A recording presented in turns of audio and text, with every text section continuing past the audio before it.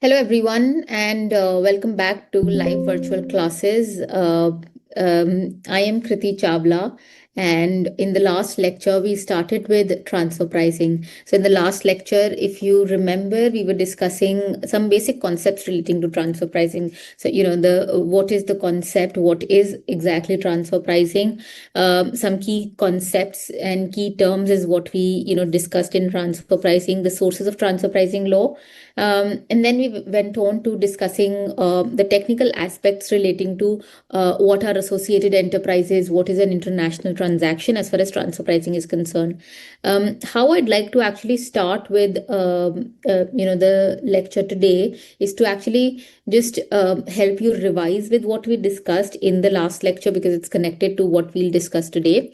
And then we'll start with the concepts relating to deemed international transaction. After we're finished with deemed international transaction, I'd like to start with a fresh new topic, which is called as transfer pricing methods. So that is where we will be discussing everything relating to the six methods that we have in India for the purposes of computation of arm's length price.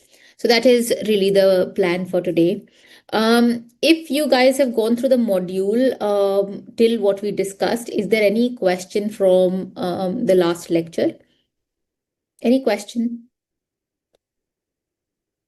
What you can do is either unmute yourself and speak up the question, or you can also put it on the chat tab right here on Zoom. Alternatively, feel free. You can also put it on the portal, the institute portal, the BOS portal.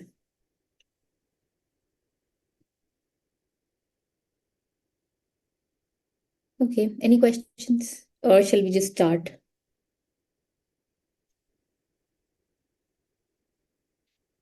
Also, another feedback. I hope the speed was okay the last time that we discuss these particular concepts, because I would be following the same pattern this time as well. So if you have any questions, feel free to post the questions right there on the concept itself, or you can wait towards the end of the lecture, and I can take up the questions then and there. So all whatever you feel good with is what you can actually do.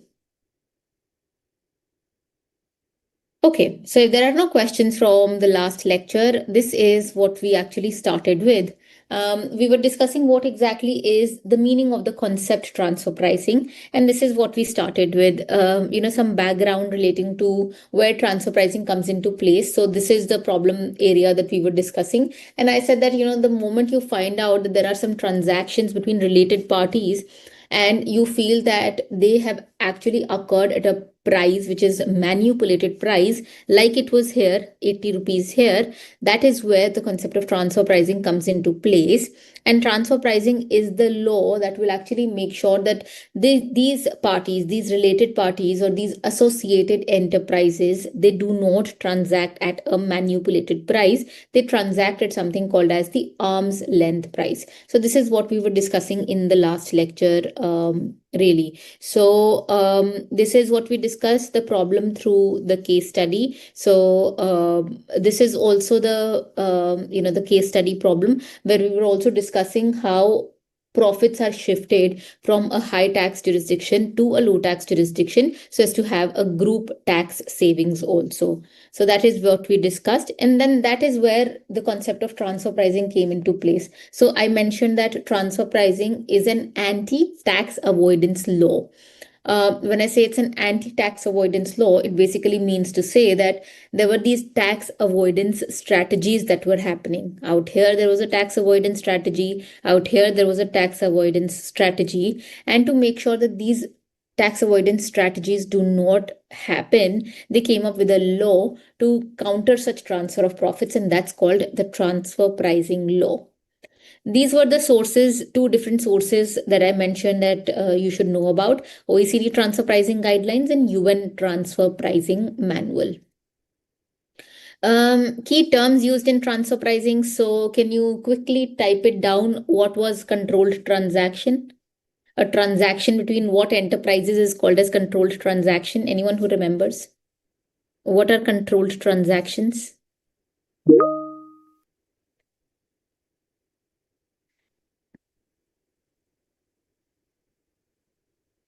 Yes, that's absolutely correct. Transactions between related enterprises or transactions between associated enterprises. That's absolutely correct. It's called as controlled transactions. And why are they called controlled transactions? Well, that is because these transactions are subject to the control and influence of the related parties involved. So if you see here, this is the controlled transaction that we were discussing. This situation too is called controlled transaction. The reason that I'm actually talking about controlled transaction in a lot of detail and uncontrolled transaction, you should know the difference between the two, is because it will help us going forward when we discuss methods. A few methods will come in so handy just because you know the difference between an uncontrolled transaction and a controlled, transaction. So something which is very basic, but still you should know about it. The next thing is Okay. The next thing is, what are uncontrolled transactions? Well, very simply put, transactions between independent parties. There is no relationship between the parties, and no party can influence or control, each other. So that is, the concept. Then this is where transfer pricing actually happens. This is the application of transfer pricing law. So the moment that there are associated enterprises and there is an international transaction, there is something called as transfer pricing law that will be applicable, and those transactions will now happen at something called as arm's length price. um, I also mentioned in the last lecture that there are some countries around the world like India where transfer pricing provisions are also applicable domestically. This is called as specified domestic transactions. We'll discuss it later. I think it's going to be the fourth or the fifth lecture that we will discuss what is specified domestic transaction. We'll discuss it in detail, but not right now. This is the definition of arm's length price that we were discussing, that, whenever there is a transaction between independent parties, as long as it's happening in comparable situations or it's happening in comparable conditions, that is called as the arm's length price. So can someone quickly tell me what were those five things that we were discussing where we, discussed that comparability is achieved? Those five situations, what does it mean to say in comparable situations? The price which is between independent parties in comparable situations, that is arm's length price. So what comparable situations are they talking about? Well, that's we have one answer, which is property of goods and services. That's absolutely correct. Anyone else who remembers anything else? Okay. Economic conditions. That's absolutely correct. Yes. Okay. Anything else?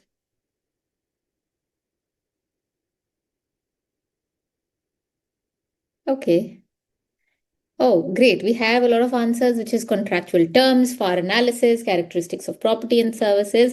Yes, that's absolutely correct. Those are, the comparability factors that have to be achieved. So these comparability factors were, the first one was characteristics of property or services that we discussed very quickly. It just means to say that, the property and services have to be the same. So if you're talking about, we were discussing this, example when we're talking about, manufacturing of pens, the transaction that you have to compare it with has to be a manufacturing of pens. Today we'll discuss if a pen can be compared to a pencil or not. But right now, this is what characteristics of property or services actually talks about. Then there is something called as FAR analysis. FAR analysis is also called as functional analysis or functions, assets, and risk analysis. Meaning to say that, the kind of functions that the two parties are performing have to be the same. Meaning to say that the functions that this independent party is performing is comparable to the function that this party is performing.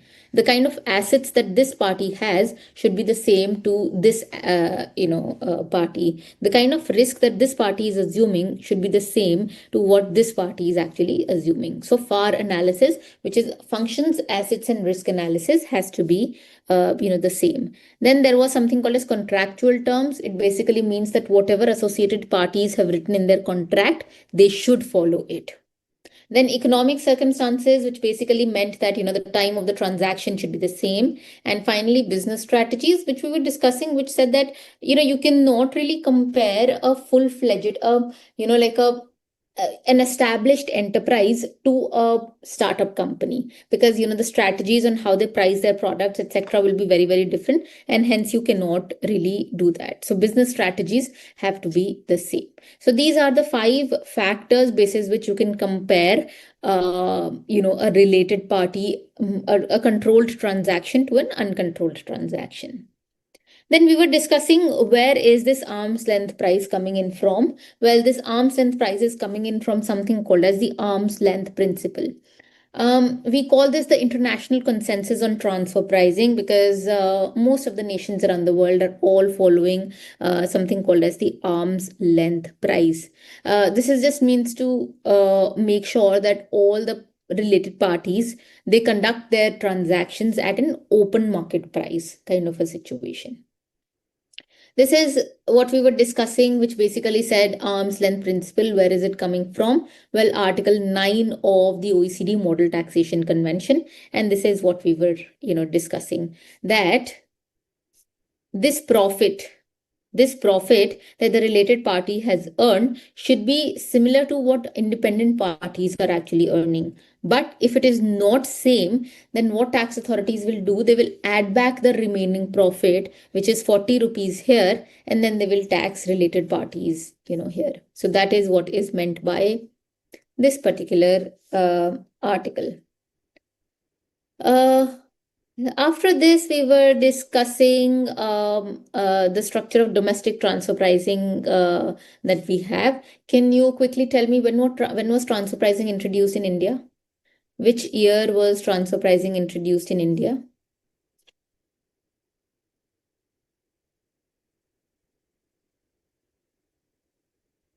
Okay, that's absolutely correct. Yes, 2001 was when it was introduced in India. And this is Chapter 10 of the Income Tax Act of 1961, which basically contains sections 92 to 92F, which deals with the entire transfer pricing code. So we started with section 92, which basically said that if there is an international transaction, it should be computed having regard to something called as the arm's length price. So again, they're just trying to tell you that even in India, we have something called as arm's length price. There is also an alternative to arm's length price, but, because we're not going into so much depth, I did not consider it wise to actually, discuss it. But if you're interested in the topic, it is called as global formulary apportionment.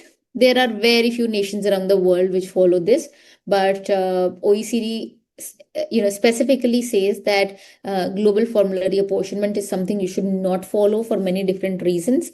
They say that you should follow something called as the arm's length price, and even in India we follow something called as the arm's length price.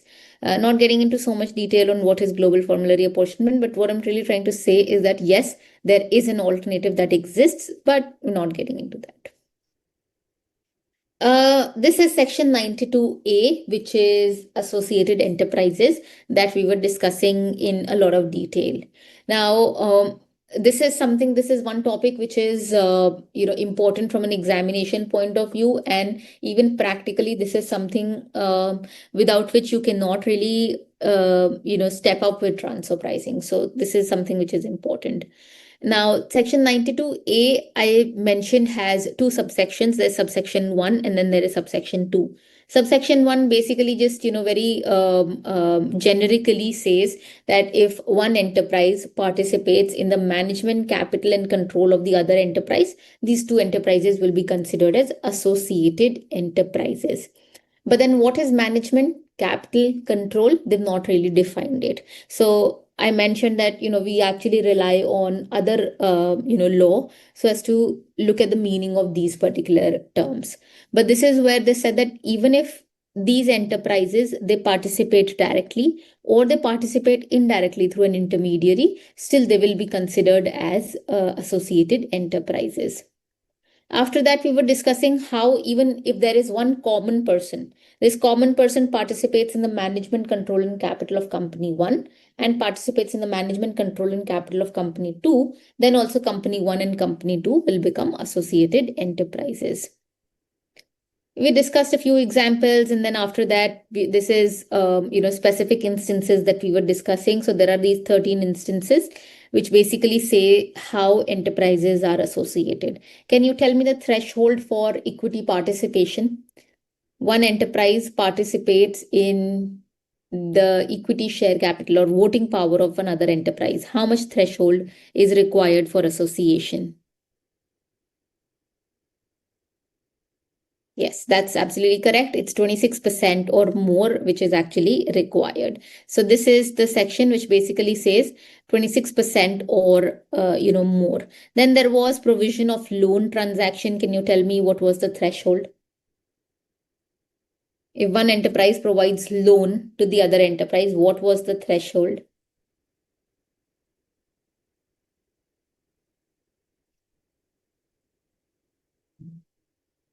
Okay, not less than 51%.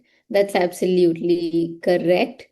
The concept is 51% or more, and it is actually book value. So this is of book value, yes, not less than 51%. What you have to remember here, obviously, the law says not less than 51%. What you have to remember here is 51% will count as association, and more than 51%, obviously. But at 51%, yes, they will become associated. Then there was a guarantee transaction, which basically said not less than 10% of the total borrowings. So if one enterprise gives a loan, gives a guarantee to the bank, and this guarantee is 10% or more, well, then there will be association that will be there. So these were the examples that we were, discussing. You can go through the example as the slide deck is, uploaded. This is the next condition that we were discussing. If there is board of directors, appointment of more than half of the board of directors. So more than 50% of the board of directors appointment by another enterprise will cause association. And even if there are executive directors, even if one enterprise or one person appoints one or more executive directors, that will also become association. After that, there were, the next set of conditions, which basically said that if one enterprise is manufacturing something or, processing something, and this is dependent on another company, which has the intangible, which is the owner of that particular intangible, and the other company is 100% dependent on it, then there will be association. Supply of raw materials, 90% of more or more. Goods manufactured and the conditions are influenced by the other enterprise. Then if there is common control by individual and the relative, common control by HUF and its relative. In case of firm AOP BOI, it was 10% or more. And then any other relationship of mutual interest, which has not been prescribed as yet. So these are, all the conditions that we were discussing. We did a few questions also on this particular concept. And then we moved to section 92B, which talked about the concept of international transactions. International transactions, there are quite a bit. There are tangible property transactions, intangible property, even capital financing, as in loan transactions, borrowing, lending, guarantee, etc. Provision of services, any kind of services. One enterprise provides services to the other enterprise, there will be an international transaction. And even mergers, demergers kind of transactions, which are business restructuring transactions, they will also be called as international transactions. This is the meaning of transaction that we were discussing, and this was the next interesting thing that we were discussing, which basically said that what happens to branch offices and what happens to permanent establishments, foreign branches and Indian branches, whether they will be considered as international transaction or not.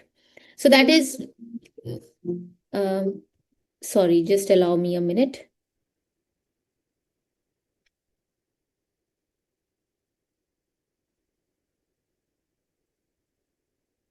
Okay.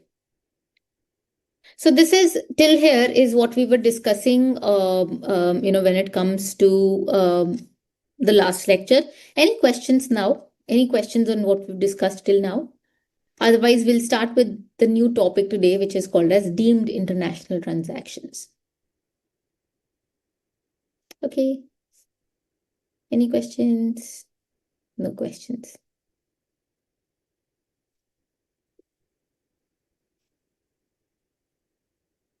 Okay. So the next topic that we will be discussing today is called as deemed international transactions. Now, is this particular diagram visible to everyone?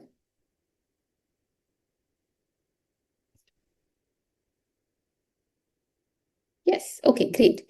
So this is the diagram I will be using so as to describe what are deemed international transactions. Now, what happens is, um, let's say that there is an Indian enterprise right here. Now, this Indian company has a foreign associated enterprise. This is an Indian entity and this is a foreign entity. These two entities are associated to each other by virtue of any of the clauses, out there, but they are associated to each other.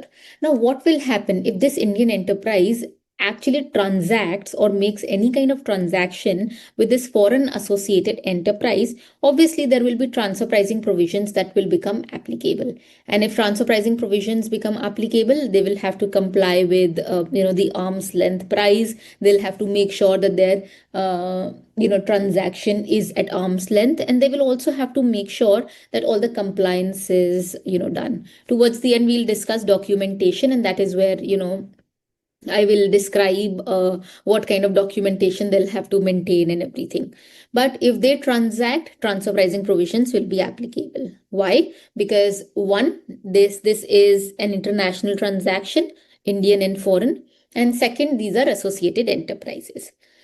So, because they wanted to circumvent transfer pricing law, they did not want transfer pricing provisions to be applicable. What they decided is that let's make this Indian enterprise transact with an unrelated person. So, there is a third party out there, which is called as an unrelated person. So, they decide that let's have this Indian enterprise have a transaction with this unrelated person. Well, what will be the benefit? Well, transfer pricing provisions will not be applicable. Why not applicable? Well, because this Indian entity is not related to this particular person. So transfer pricing provisions will not be applicable. But what will be the benefit? Well, the benefit will be that whatever is the price at which these two entities transact, this Indian enterprise and the unrelated person, whatever is the price and whatever are the other terms and conditions at which they will transact will be determined by this foreign enterprise. So it's essentially, so I'll say it again. This Indian enterprise is made to transact with this unrelated person. What will be the benefit? One, they think that transfer pricing provisions will not be applicable. Sorry, because they are transacting with an unrelated entity. And the second thing is the benefit, they feel that they will not have to do any compliance. But they decide that whatever is the price at which these two entities transact, that will be determined in essence by this foreign associated enterprise and unrelated person. What will be the benefit? It's more like, these two entities are transacting, but they have just incorporated this entity to make it look like these two entities are transacting. But in essence, who's transacting? These two entities are transacting. And why do I say that? Because whatever is the price at which these two entities are transacting, it's already determined by these two enterprises. So this is the reason. It's essentially like these two entities are transacting, but they've just, structured the transaction in a way that it looks like that this Indian enterprise and unrelated person are transacting. And so transfer pricing provisions will not apply right here. This is the concept that they will have to follow. Who will make them to transact? Income tax department? No.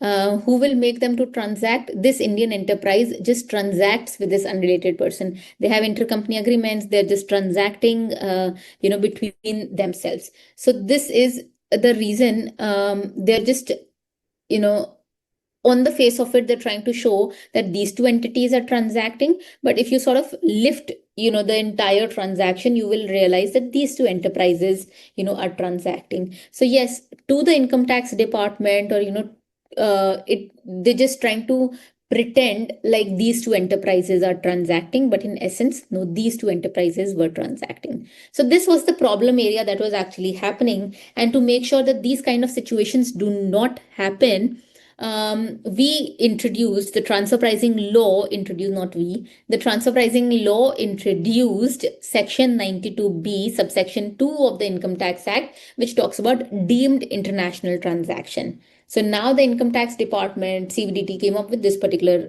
concept, and they say that even if these two enterprises are transacting, and we find out that the terms of this transaction is determined by this enterprise, then we'll call the transaction between Indian enterprise and the unrelated person as a deemed international transaction. We'll just presume that this is an international transaction.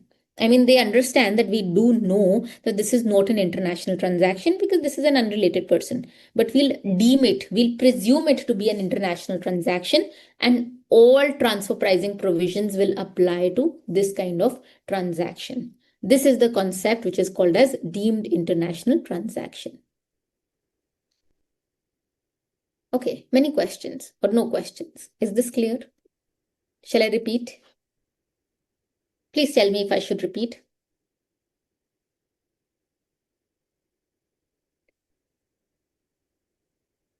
Yes, okay. So what happens is, just repeating it again, if the Indian enterprise transacts with this foreign associated enterprise, transfer pricing provisions, will apply, because this is an international transaction and this is also associated enterprises. So what the Indian enterprise does is it actually transacts with an unrelated person right here. What will be the benefit? Well, transfer pricing provisions will not be applicable. Why not applicable? Because now they are transacting with an unrelated person. They're not associated. So transfer pricing provisions will not be applicable. But what is the price at which these are transacting? That will not be determined by these two enterprises. That is actually determined by a prior agreement between these two enterprises. So whatever is the price at which Indian enterprise and unrelated person are transacting, let's say they're transacting at 100 rupees. Who's determining this 100 rupees? Well, this was actually determined by the foreign associated enterprise. So does it not look like the foreign associated enterprise is transacting with the Indian enterprise? Because everything, the terms of the transaction, everything is determined by this enterprise. And they have just installed this enterprise to make it look like this is a transaction between Indian enterprise and the unrelated person. So if this kind of situation happens, the law says that we'll presume this transaction between the Indian enterprise and the unrelated person as a deemed international transaction. We'll call it as an international transaction on a deeming basis, on a presumption basis, and we'll make sure that transfer pricing provisions are applicable on this kind of transaction. That is what the law basically says.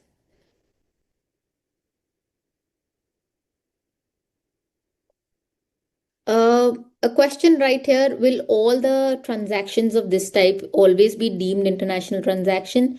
Well, from a practical standpoint, I can tell you that what we do is we look at the intercompany agreement.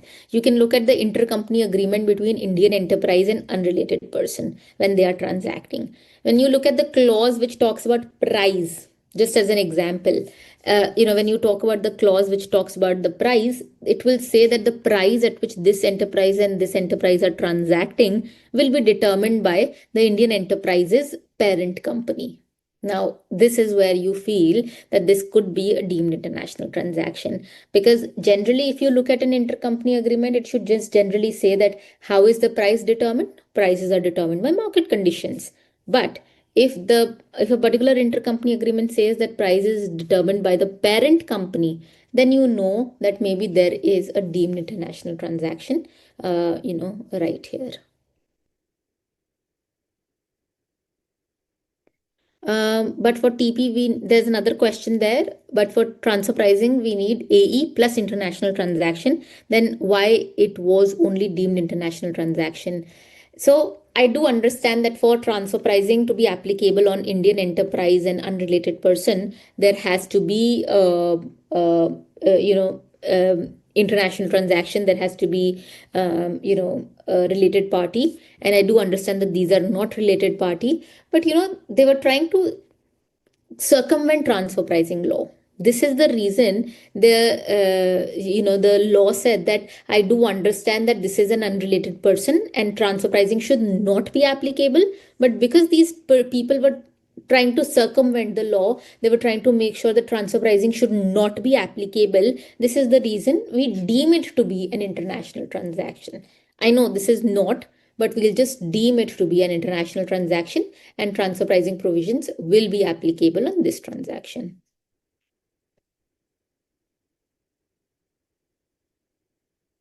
Okay. Any questions? We will be discussing, an example on this, so it will become more clear. But yes, for now, this is what it basically means. So which transaction will be a deemed international transaction? This Indian enterprise and unrelated person, that will be a deemed international transaction. Now, when you look at the law, this is just, take 2 minutes and read through the law. Just see what the law basically says, because I feel that it's a little technical, but if you read this in sync with that diagram, it'll make more sense. So just take 2 minutes and read through this.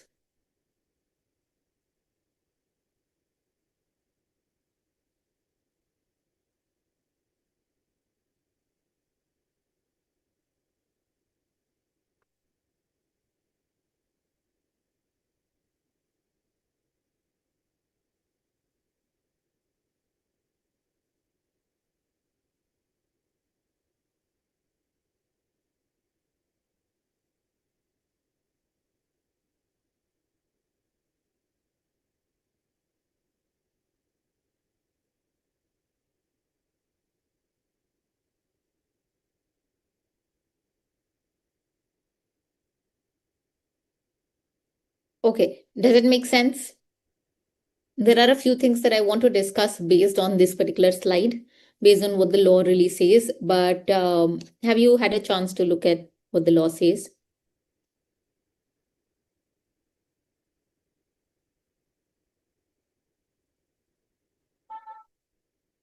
Okay.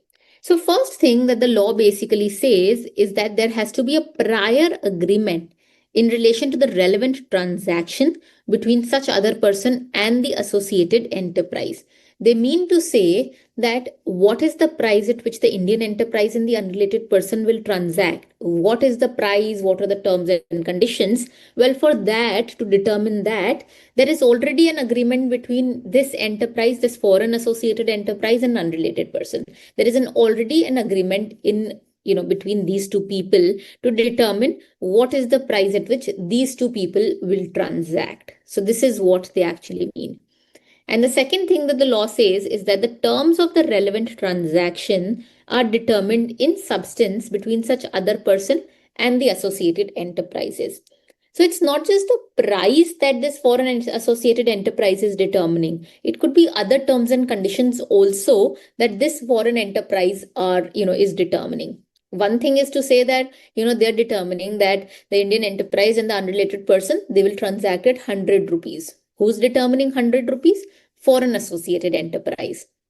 But the law says that this foreign associated enterprise can also determine other things that can influence the price, other terms and conditions of the transaction that can influence the price. What do you think can be other terms and conditions that can influence the price in a particular agreement?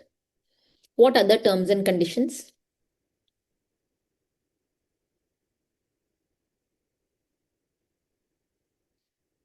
What else can be determined? Any idea? Guesswork? Yes, that's absolutely correct. There's an answer there, which is credit period. Yes, they can determine the credit period. Maybe this foreign associated enterprise is not determining the price for this transaction. But what if they are determining the credit period? Everyone gets a credit period of 6 months, but these people are getting a credit period of 9 months. Well, that's wrong. And this is what they're actually determining. They could also discuss they could also determine the discounts, quantity discounts or any other kind of discount out there, because sorry, that will also determine, the price. That will also have an impact on the price. So that is also something that they can determine. So what the law basically is trying to say is that, one, there could be a prior agreement.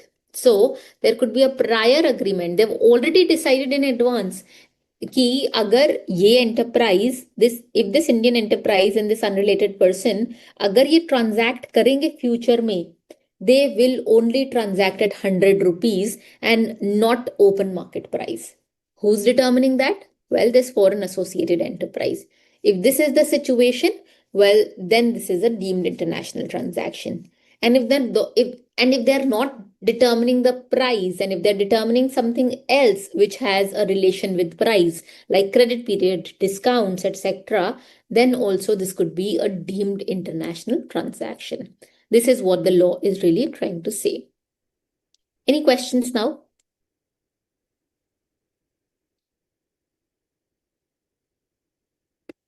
I know this is a little, this concept is a little technical, but if you just go back and read what the law says in sync with this diagram, then it'll make sense.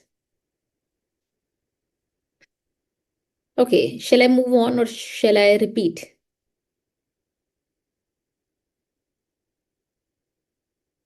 Yeah, I'm asking repetition because I know that this is a little confusing. Okay, great. Now, the Finance Act of 2014 expanded the scope of deemed international transactions, and they started including transaction between, Indian entity and non-associated Indian entity. Meaning to say that they said that even if this unrelated party is in India, then also this is going to be a deemed international transaction. Now look at the words international transaction. But Finance Act of 2014 said that even if this unrelated person is in India, so this is more like an Indian transaction, an Indian enterprise transacting with an unrelated person in India, then also this will be called as deemed international transaction. Meaning to say that does not matter where this unrelated person is, whether it is outside India, whether it is in India, still it's going to be subject to a deemed international transaction. So this is what they actually said. Let's say that there is, FCO, which is, a parent company, and then there is ICO, which is a company in India. This is 100% subsidiary of FCO out there. Now, ICO actually decides to supply some goods to this non-associated enterprise.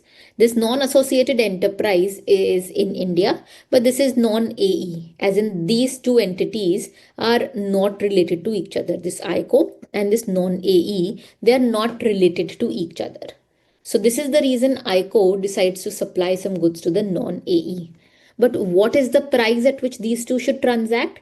That is determined by the parent company. So it's more like the parent company transacting with ICO, but they have, tried to give it a flavor of ICO transacting with this non-AE. So this is the reason ICO transaction between ICO and this non-AE will be considered as a deemed international transaction. Now, many things out here. We do understand that this is a transaction between ICO and non-associated enterprise, but still this will be considered as a deeming international transaction.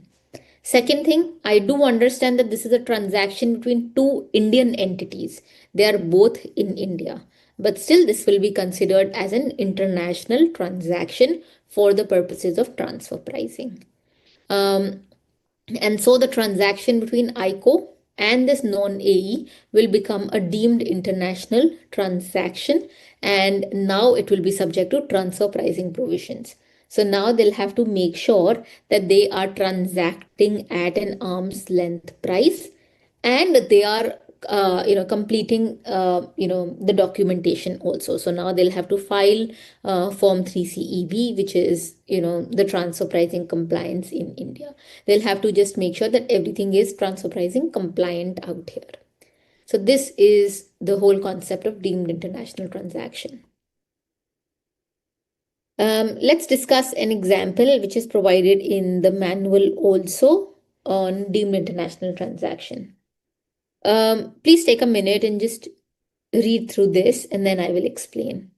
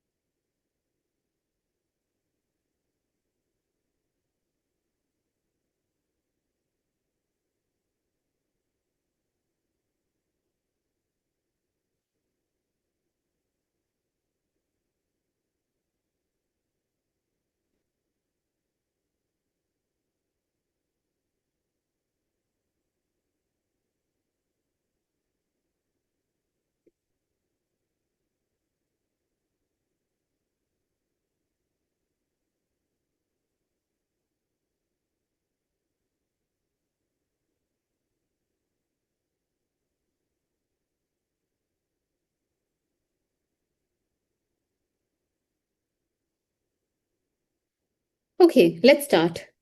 In this particular example, they talk about A Limited. This is A Limited right here. Now, this A Limited is an Indian company, and it wanted to sell product X. So what it's done is they have entered into an agreement for sale of product X with Mr. B. Why Mr. B? Because A Limited and Mr. B are not related to each other. If they're not related to each other, transfer pricing provisions will not apply. So they entered into an agreement, and this agreement was on 1st June 2023 for sale of product X.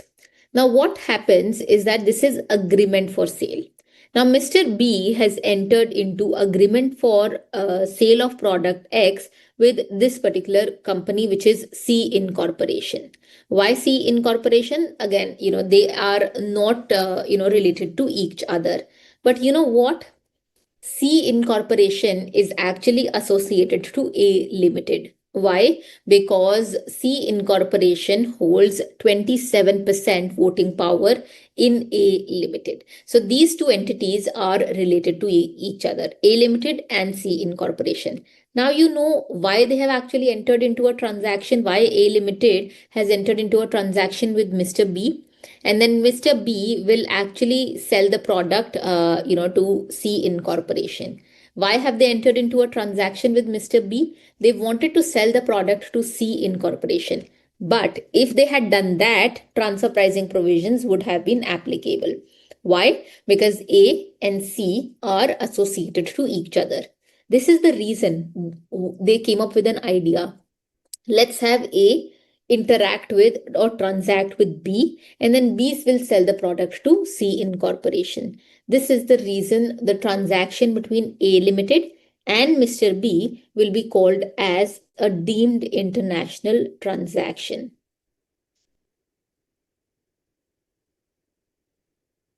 Okay, I'm coming to that. There's a question out there. I'm coming to that. But what I'm really trying to say is that A Limited has transacted with an unrelated party, Mr. B, and this will be called as a deemed international transaction. Now, I do understand that they are not associated to each other, but because they were trying to circumvent transfer pricing law, this is the reason this is going to be called as a deemed international transaction. Another thing that you have to remember is that it does not really matter whether Mr. B is a resident or it is a non-resident. Still, because the Finance Act of 2014 came up with this amendment, so even if these are two Indian entities, still it will be called as a deemed international transaction, and transfer pricing provisions will be applicable, right here. Now, there was a question out there which basically said, yes, it's written or both the conditions are not to be fulfilled. If you read the law, there is or right here. So either there has to be a prior agreement, which happened in this particular case. There was a prior agreement already, out here. Or if there is not a prior agreement, the terms and conditions could be determined. So anything could be, possible. There is an or right here. As long as one of the condition is fulfilled, this is going to be a deemed international transaction.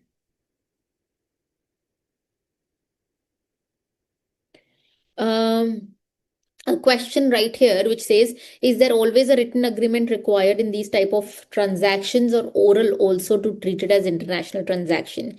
Well, practically most of the times, things are documented, so you can actually rely on an intercompany agreement. But even otherwise, it could be a deemed international transaction, because if you look at the meaning of the term transaction, it basically says whether it is in formal, whether it is in writing or not, um, whether there is a it is not necessary for there to be a formal written agreement between the parties. As long as the transaction is entered into in substance, then also it could be an international transaction. So the same thing applies here.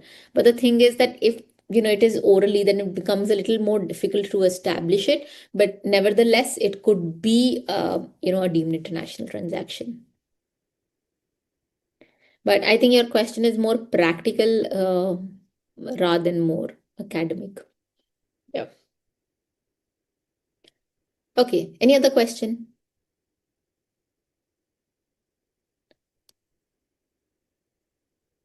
Okay, so this was, the entire concept on deemed international transaction.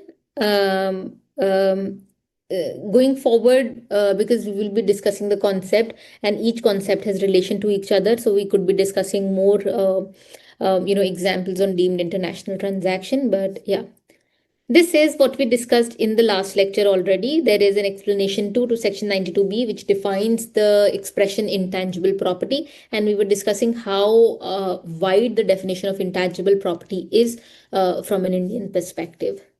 I have one practice question, which is based on the concept of associated enterprises that we will be, discussing. So I just request you guys to read, sorry, so just ask you guys to read through this particular question, and then we will discuss it. So take 2 minutes, just read through this particular question.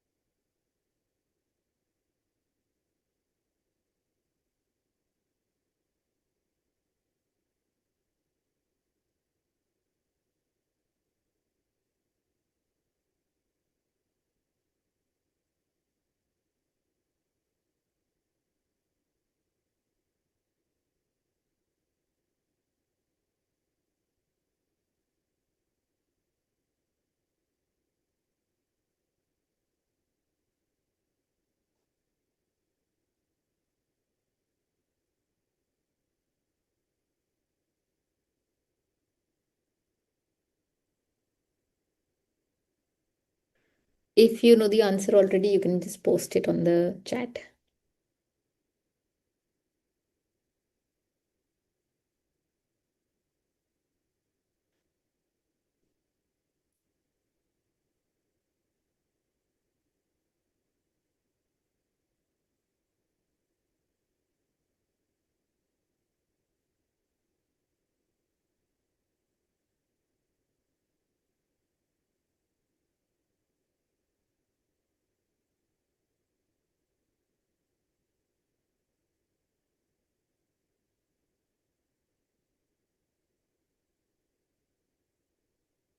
Okay.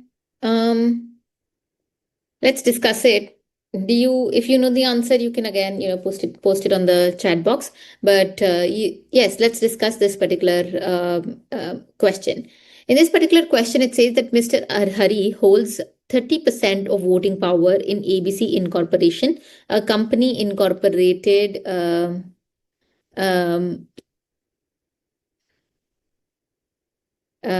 okay, I have a few answers. Let's see if there are. Let's see if these are, correct. Yes.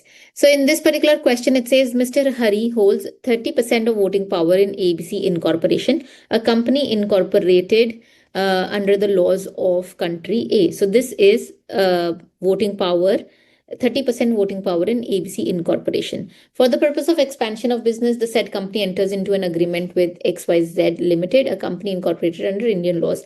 As per one of the clauses, ABC Incorporation has the power to appoint 6 directors of XYZ Limited, which has 12 directors on board.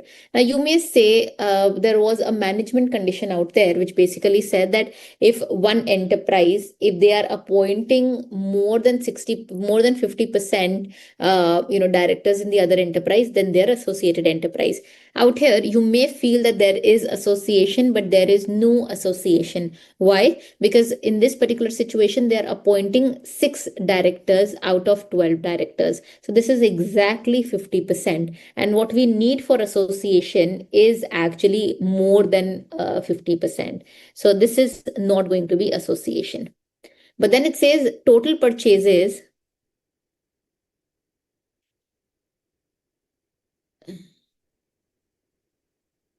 Yes, voting power, but in this particular situation, they say that Mr. Hari holds voting power in ABC Incorporation. And in this particular, answer, they also say that whether ABC Incorporation and XYZ Limited are associated or not. So this is what we need to see. Then they say that total purchases by XYZ Limited for this financial year is estimated to be 500 crores, out of which purchases of 48 crores have been sourced locally, and the balance shall be supplied by ABC Incorporation. The price for the entire purchase has been fixed in the agreement, and the conditions for supply are determined by ABC Incorporation. So this is, the clause that we have to take into consideration. This clause is this supply of raw materials. So if you actually look at clause H, that is what we have to look. This is where the answer is, and it basically says that in this particular situation, ABC Incorporation, they supply more than 90% of the requirements of XYZ Limited. How more than 90%? Well, that is 500 crores, and 500 less 48 crores. So that is obviously 90.4% that you actually have to see. But then the prices, is controlled by in this particular situation, they say that the price has been controlled and the conditions are determined by ABC Incorporation. If this is the situation, this is where you feel that these are associated enterprises. Why are they associated enterprises? Because the supply and the other conditions are fixed by one enterprise, or they are determined by one enterprise. This is the reason they are considered as associated enterprise. If the clause basically said that, this is going to be determined by market conditions, well, then they would not have been associated enterprise, because it's determined by market conditions. But because in this particular situation, they're determined by the other enterprise, this is where you feel that they are associated enterprises. So these are deemed associated enterprise under clause H.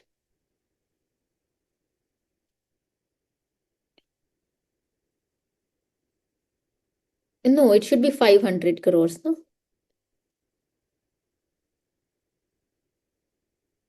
Out of 500 crores, 48 crores have been sourced locally. Balance is supplied by ABC Incorporation. So you have to minus that component out here. Yeah. Okay. Okay. So yes, what I'm really trying to say right here is that if you look at these particular 13 conditions that that we discussed in the last lecture, which were these, conditions out there, these 13 conditions that I talk about, There is always an or element right here. So if one condition is not fulfilled, the other condition is, what you have to look at. So in this particular situation, they were not associated when you looked at this particular clause right here. But then when you looked at the next clause, this particular clause, they became associated. So what you have to do is, even if they were not associated by one clause, look at the other clause. Maybe they could be associated there. So it could be any clause. There is an or right here. There is not and here. So that is what you have to, just keep in mind. Another question, can there be a situation where 100% is procured by ABC Incorporation, but 80% at terms of ABC Incorporation and 20% at market terms? Even then, they will be considered as associated enterprises because, even some portion is actually determined by ABC Incorporation. So association will be there.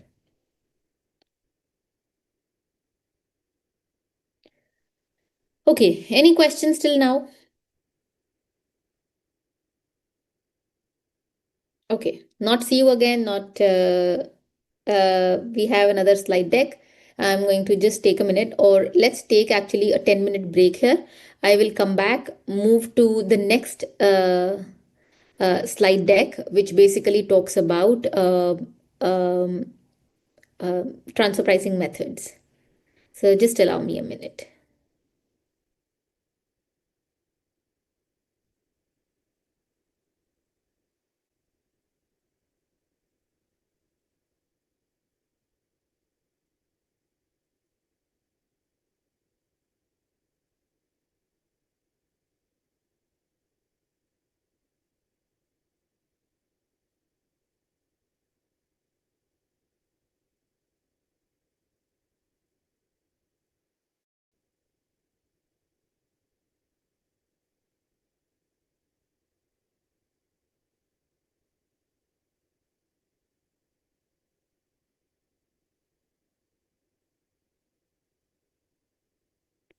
Okay, can you confirm if this slide deck is visible? This is the new slide deck for today.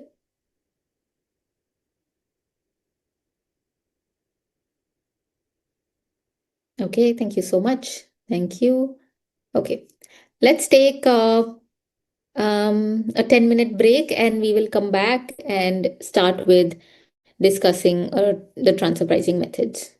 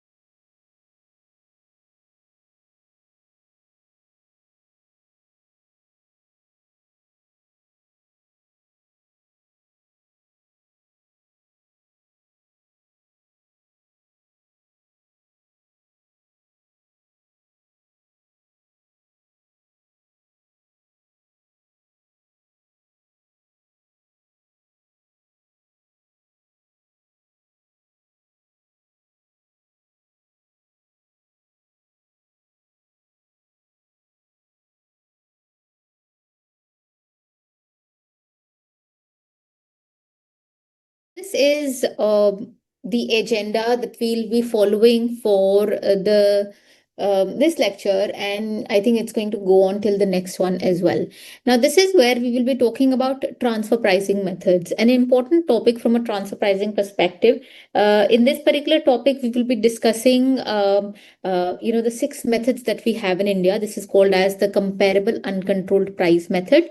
Then there's something called as resale price method, cost plus method, transaction net margin method, profit split method, and other method. Right now, it sounds very technical. What are these methods? You need to remember the names, obviously, but as we actually discuss these particular methods, it's going to come in very handy. So this is the plan for today: transfer pricing methods. After that, we will be discussing how do you select a particular method. I mean, you look at the transaction and then you decide whether it's going to be CUP, whether it is going to be RPM, CPM, TNMM, or PSM, or other method that will be applicable. So how do you actually do that? And finally, we'll discuss something called as benchmarking analysis, which is the concept where we will be discussing something called as comparable analysis, comparability analysis. So that is really, the plan going forward. Okay. Now, this is very briefly what was something called as the arm's length price. Well, the arm's length price, as we've discussed before as well, this is Section 92F of the Income Tax Act, and this is basically a price which is, between persons other than associated enterprises in comparable situations. Now, you know what is comparable situations as well. The point is, how do you determine the arm's length price? Well, how do you determine the arm's length price? It's through those particular methods that we will be discussing today. There are several methods. As I mentioned, there are six methods out there to identify what is the arm's length price. No single method is considered suitable in every situation. So, you'll have to look at the facts and circumstances of, the case so as to determine which method will be the most applicable in that particular situation.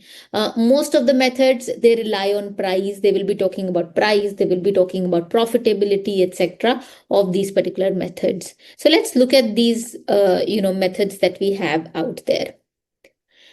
When it comes to transfer pricing methods, there are some traditional methods and then there are some transactional profit methods. When you look at the traditional transaction methods, or when you look at the traditional methods out there, there is something called as the comparable uncontrolled price method. We remember it as CUP. Then there is RPM, which is the resale price method. And then there is CPM, which is the cost plus method. These are traditional methods. I'll talk about what is the meaning of traditional method and transactional method. And then there are transactional profit methods. There is something called as TNMM, which is transactional net margin method. Then there is a profit split method. And then there is something called as other method out there, which is provided in Rule 10AB. So this is how they've divided the methods: traditional methods and transactional profit methods. If you look at the traditional methods, which are these three, they are not complex at all. They are actually called as direct methods because they will look at the price in a particular transaction and they will compare the price in that particular transaction. So this is the comparable and controlled price. This is the resale price, and this is the cost plus, the cost price. So these are all price out there, and the adjustments are not required so much. I'll talk about what are adjustments also. And then there are these transactional profit methods. These are a little more complex as compared to traditional methods. So this one and this one. And these are whenever there is, unique contributions, whenever there is unique and valuable contribution, these particular methods are applicable. Right now, just give it some time. It'll make more sense when we discuss each method on what it actually talks about. Now, what I want to tell you is that if you look at the OECD transfer pricing model, these are the five methods that are provided there: CUP, RPM, CPM, TNMM, and PSM. The other method is something which is specific to India. India has introduced other method, but this other method, this one, which is provided in Rule 10AB, this is not provided in the OECD. So this method is something which is very, very specific to India. So if you look at the OECD transfer pricing guidelines, they talk about 5 methods. If you look at India's domestic law, which is section 92C, you will see 6 methods there, which is inclusive of other method. Now, there was a point in time that we used to have a hierarchy of method. They basically said that first use CUP. If CUP is not applicable to your situation, then you find out RPM. If RPM is not applicable, CPM, then TNMM, then PSM. But then later on, everyone they deleted hierarchy of methods from the OECD guidelines. Even in India, we do not have hierarchy of method, and they introduced a concept. What is the concept called? I'm going to type it down there. It's called the most appropriate method. The concept is most appropriate method. What is the concept of most appropriate method? Well, they say that, whatever is the method which is best suited to your facts and circumstances, which provides the most reliable measure, that is the method that you should use. Meaning to say, remember this case study? So they basically say that 80 is clearly not the price. 80 is manipulated price. So the point is, what should be the arm's length price? Should it be 120? Should it be 150? Should it be 70? What should it be? Well, we'll rely on these transfer pricing methods to find out what should be the price. But they basically say that when it comes to the transfer pricing methods, you'll have to look at the facts and circumstances of each transaction to see what should be the method applicable. When you read through the method, you'll realize that the guidelines basically say that if you are a manufacturer, you should apply cost plus method. If you are a distributor, you should apply the resale price method. So it just depends on, if you have data available, you should apply the CUP method. So they basically say that it's going to be dependent on facts and circumstances on what is the method that you will choose. And that concept is called as the most appropriate method. What is the method that is most appropriate to your facts and situation, to your facts and circumstances? That is the method that you will be using. So this is provided in Rule 10C1 of the income tax rules, the concept of most appropriate method. So now we'll start with the first method, which is called as the comparable uncontrolled price method. Can someone tell me what is the meaning of uncontrolled price? What is uncontrolled price? We've discussed it before.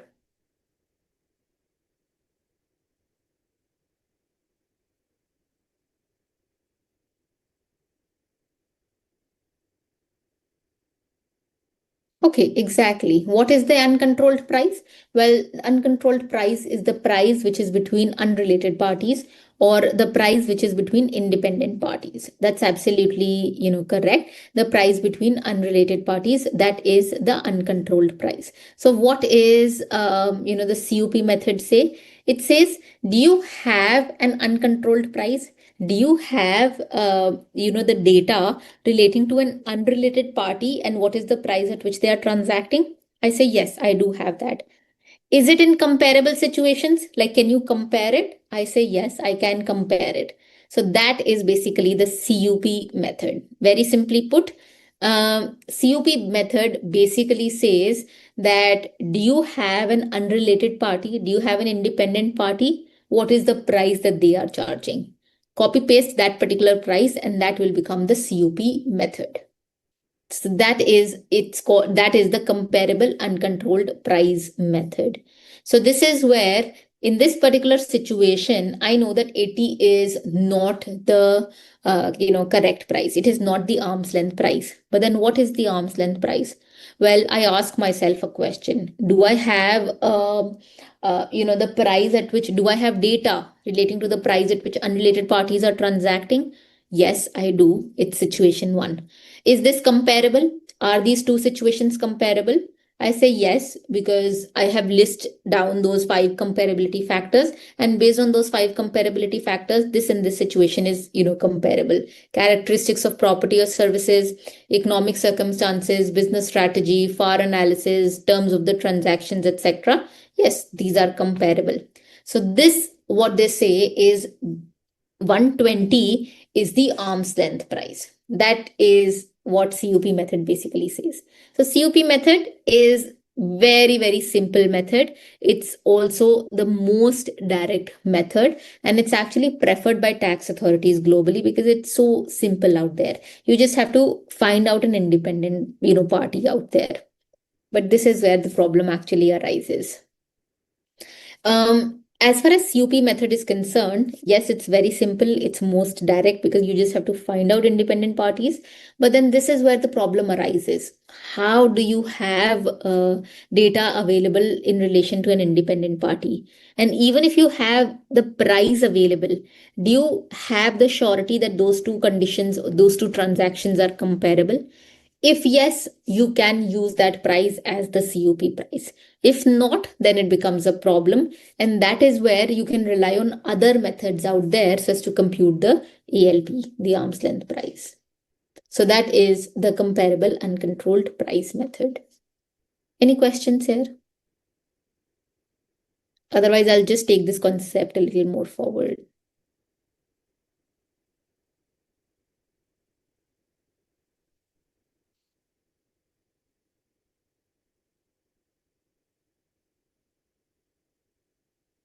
Okay, great.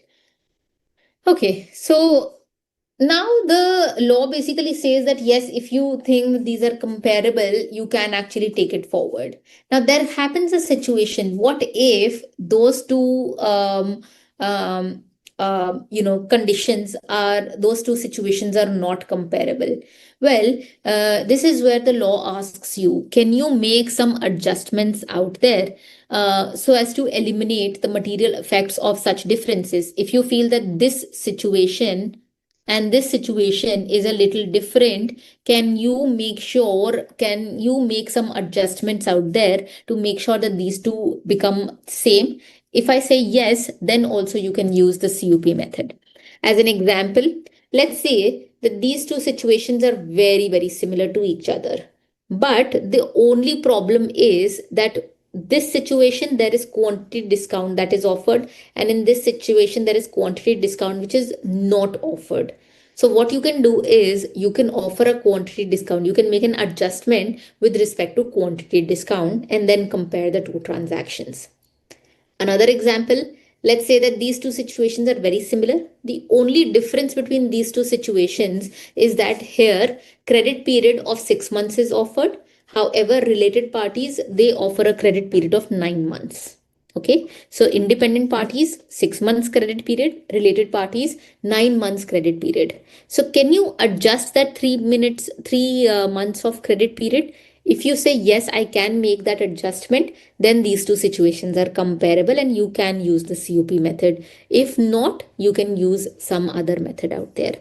So this is what the law says, that these two conditions have to be satisfied. Either there is no difference at all in the price, or you can make some adjustments to make sure that this price difference is eliminated out there. So if this is the situation, then you can go ahead with the comparable uncontrolled price method. But as I mentioned, for COP, you'll have to make sure that the type of the product is the same. So a pen being compared to a pen and a pencil being compared to a pencil. Well, if you feel that you can make adjustments with respect to a pen and pencil, price difference, then you can use that particular comparable as well. Market levels have to be the same. Geographical market has to be the same. The period of the transaction has to be the same. Contractual terms and economic conditions have to be the same. If you feel that you can make adjustments to just make sure that those differences do not arise, well, you can still make COP method applicable. So that is what the method talks about. There are many things when it comes to COP method, but we're not getting into those kind of details. But only this much is sufficient for you to know. This is just a revision. This is a slide that talks about the revision with respect to the COP method. You can, just go through this particular slide later. It's provided in the manual as well. But what we'll do is we'll discuss a question to tell you and to help you how arm's length price is determined in a comparable and controlled price method and how adjustments are actually made. So take a minute and take 1 minute and read through this particular question, and then we'll solve it together.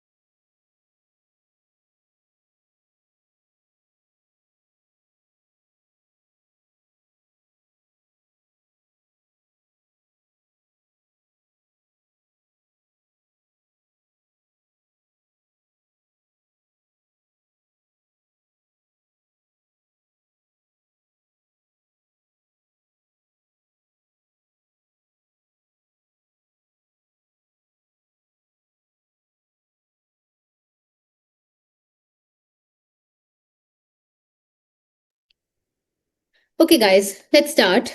So, in this particular question, they talk about US Limited. This is a US company and it has a subsidiary in IND Limited in India. Now, what you have to, the first thing that you have to see is this is US Limited. It's a US company, so a foreign company, and it has a subsidiary. Now, this question does not say expressly how much percentage holding it has, but then it's a subsidiary and we'd like to assume that they are associated to each other. So US Limited and IND Limited in India, they are associated to each other. If they're associated and this is an international transaction, it should happen at something called as arm's length price. So let's see. US Limited sells computer monitors to IND Limited. It also sells computer monitors to CMI Limited, another computer reseller. So, this is where you can make a line diagram to just make it easy for you, you guys, for you to remember. US Limited, it sells monitors to IND Limited, Indian company. US Limited, it also sells computer monitors to CMI Limited, which is another computer reseller. IND Limited, 50,000 computers at 11,000 unit. But for CMI, it is 10,000 per unit. So there is a difference. To related party, they sell it at 11,000. To unrelated party, they sell it at 10,000. The warranty in case of sale of monitors is handled by IND. In case of IND, sale of monitors by CMI, US is responsible for warranty of 3 months. Both offer extended warranty at the rate of 1,000 per annum. How is the assessment of IND going to be affected? So this is where few things that you have to remember. In this particular question, they ask you for the arm's length computation, or for the amount of adjustment that will be done by the tax authorities, or the addition that will be required. Because in this particular situation, you clearly see that there is a related party situation and then there is an unrelated party situation. The thing is that both should happen at the same price. But in this particular situation, no, this is not happening at the same price. It is happening to related party at a manipulated price. Why is that at manipulated price, which is 11,000? Well, that is to to have a tax avoidance strategy maybe in place or something like that. So if this is the situation, tax adjustment will be made by the tax authorities. So you have to see that first, can a COP method be applicable? In this particular situation, yes, COP method can be applicable because this entity is selling to related party and it's also selling to unrelated parties also. So these two are comparable and hence we can go ahead with something called as COP method. Now, when it comes to COP method, you always start with the uncontrolled transaction. And then you see if the controlled transaction is at ALP. Meaning to say that you start with the uncontrolled transaction, you make all the adjustments and come to the ALP. That, this should be the price. Then you see what is actually the price between related parties. And then you see and look for the difference out there. So in this situation, let's look at the uncontrolled price, which is 10,000 rupees. This is uncontrolled price, the transaction between US and CMI Limited because they are not related to each other. So this is 10,000. Now we'll have to make adjustment and we'll have to get this unrelated party closer to how things have been done between related parties. So what is the difference? The difference is of warranty. In case of IND Limited, warranty is handled by them. But in case of CMI Limited, warranty is handled by US Limited. So what you'll have to do if you want to arrive closer to the related party transaction, you'll have to reduce the amount of warranty which is in unrelated party situation. So what is the reduction? The reduction will be for 3 months. For 1,000 is, for 1 year. So 3 months, it's going to be 250. So 10,000 less 250, 9,750. Meaning to say that if this kind of situation with the same warranty, if it happens between unrelated parties, it should happen at 9,750. But what is the price at which related party transaction is happening? It's happening at 11,000. So clearly there is a difference out there. What is the difference? The difference is 1250. And for how many units? For 50,000 units. So what will be the addition that will be made by tax authorities? It should be 50,000 multiplied by 1250. This is 6 crore 25 lakh is the addition that should be made by related parties. So what they've actually done is they have looked at the price out there. The price of unrelated party and the price of related party should be the same. If there is a difference, obviously that difference will be adjusted by the tax authorities with respect to a transfer pricing adjustment. So this is precisely what they've actually done here as well. So yeah, this is how we solve questions relating to COP method. Any questions here? Too much to absorb? Too difficult? Methods are a little technical.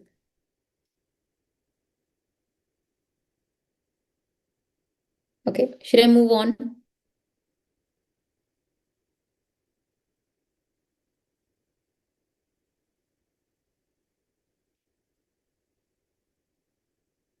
Okay. Okay, not difficult. Very good. Okay, we move on to again COP method, because when it comes to COP methods, now there are two kinds of COP methods out there. There is something called as an internal COP and then there is something called as an external COP. Internal COP and external COP, instead of just reading it here, I'll just explain with the help of examples and then we'll come back to this particular slide and read it through. This is the example of external COP. Let's say that there is an associated party 1. This associated party 1 is selling unbranded Colombian coffee beans to associated party 2. Now, this is a controlled transaction. They are selling some commodity to another associated party, and this is something called as a controlled transaction. Now, they want to see whether they have applied the arm's length principle or not, whether they are transacting at arm's length price or not. How will they find that? Well, they look around the market and they see that there are two independent parties out there. There is non-AE1 and then there is non-AE2. These two are not associated to each other. And they find out that they are also selling unbranded Colombian coffee beans. So the product is the same. Unbranded Colombian coffee beans and coffee beans here, the product is the same. The country also, is the same. Everything relating to these two transactions is similar and they are comparable. So they decide that whatever is the price at which these two entities are transacting, let's just adopt this and use it out here. That is called as external COP. This is exactly what we were discussing out here. These two parties were transacting and they were transacting at 80. We know that 80 wasn't the arm's length price, it should be something else. So what we do is we find out independent parties out here. These independent parties are transacting at 120, and this is the reason we adopt 120 as the arm's length price here, because these two situations are comparable. This is called as external COP. Why external? Because we were able to find out two independent parties out there that were not related to each other. So this is called as external COP. This is exactly what we've been discussing, all this while. Now, what is internal COP? Can you give me a hint? What do you think is internal COP now? If this is external COP.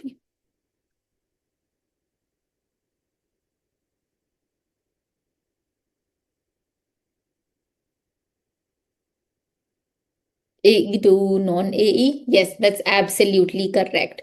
So this is exactly the example of an internal COP. In internal COP, let's say that there is ICO 1.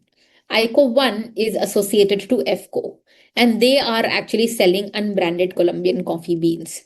Now, we do realize that ICO is also selling unbranded Colombian coffee beans to a non-associated party right here. So what we do is, if we want to find out the price at which these parties are transacting, what we do is we look at the price at which, we want to look at the price at which these two parties are transacting. Is it at ALP or not? What we do is we find out that ICO is also selling to a non-associated party out here. We adopt this price as the arm's length price for this kind of transaction. This is called as internal COP. Why internal COP? Because we were able to actually find out we were able to find out the price internal to the organization. If you look at it from the ICO company's perspective, they're selling to related parties and they're also selling to non-related or non-AEs out there. So we can adopt this price as the arm's length price right here. This is called as internal COP.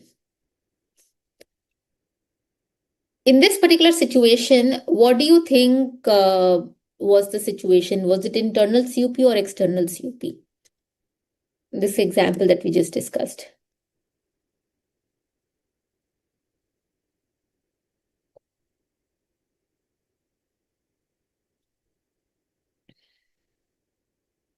Okay, is this internal or external?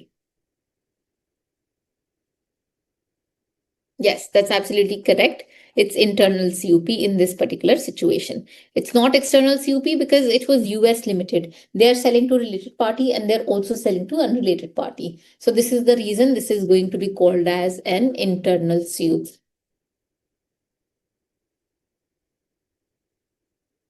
So yes, that's all about comparable uncontrolled price method. Any questions before we move to the next method, which is resale price method? Any questions, guys?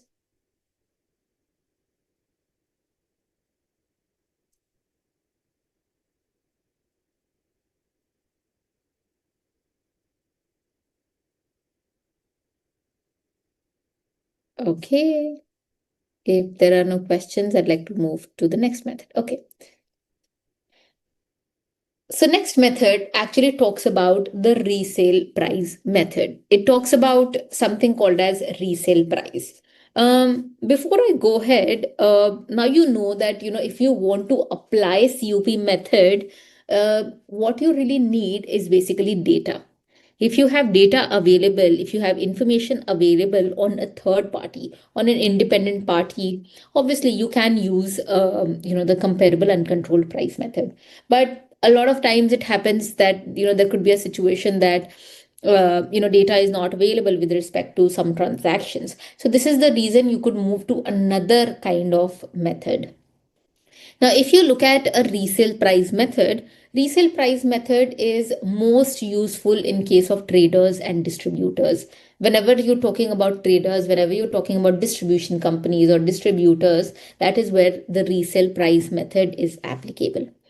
Let's talk about this particular situation. Let's say that there is a parent company and this parent company is outside India. Now, this parent company is maybe a manufacturer. This parent company wants to sell its commodities in India. How should it do that? Well, the parent company transacts with the subsidiary company that is in India. This parent company sells its products to the subsidiary company, and the subsidiary company distributes the products to end customers in India. That is the full flow of transaction. So, what is the characteristics of the subsidiary company? Well, the subsidiary company is a distributor, because what it does is it distributes the commodity of the parent company in India. So the parent company gives the product to the subsidiary company, let's say at 75 rupees. The subsidiary company sells the commodity to the end customer at 100 rupees. So the subsidiary company, the role and responsibility of the subsidiary company is that it does not add value to the commodity. Maximum thing that the subsidiary company will do is maybe, if they have products in big cartons, they will make small packages out of it. So maybe like, a little bit on packaging, but there is not much value addition that the subsidiary company does. It just procures the commodities from the parent company and distributes it to the end customers in India. So if you look at the concept from the subsidiary company's perspective, no major value addition, there is no intangible asset, it's just a little bit of uh, a little bit of packaging, etc., which is done by the subsidiary company. So what they've actually done is they've resold the commodity to the end customer in India. And what is the profit margin that they have actually earned? They have earned a profit margin here of 25 rupees. What for? For the distribution activity that they have actually undertaken. So what we need to do here is to find out whether this is the controlled transaction, whether this transaction between the parent company and the subsidiary company, which is for 75 rupees, whether this is at arm's length or not. Are they transacting? Should they transact at 75 rupees? Should they have transacted at 100 rupees? Should they have transacted at 60 rupees? What is the arm's length price? Have they transacted at the right price, which is 75 rupees? So, what we can do is we can look at independent parties in the market who are also distributors. And then we will confirm whether they have also transacted at 75 rupees. If not, well, this is not at arm's length. But if they have transacted at 75 rupees, then this is at arm's length. Uh, the question that arises at this point is, how do you find out independent parties? Well, there are transfer pricing databases. From a practical perspective, there are transfer pricing softwares out there, which will help you to find out, the independent parties, which are also distributors, etc. You can use that to justify the arm's length price. But what I'm really trying to say is that this is the situation where resale price method will be applicable. So either you can justify the 75 rupees, or what you can do is you can look at the profit margin of the subsidiary company. In this situation, the profit margin of the subsidiary company is 25%. If you feel that there are independent parties in the market, they have also transacted at 25%, well, then this is at arm's length. If you do not find those particular parties, then you can look at other methods also. But if you find out independent parties who have also transacted at 25%, then this transaction is at arm's length. Now, In this particular situation, they have transacted at 25%. What if you find out independent parties and they have transacted at, let's say, 20%? Do you think this is at arm's length? So my situation, or the client that I have, or the question that I have, they have transacted at 25%. Independent parties, they have transacted at 20%. Do you think they are at arm's length?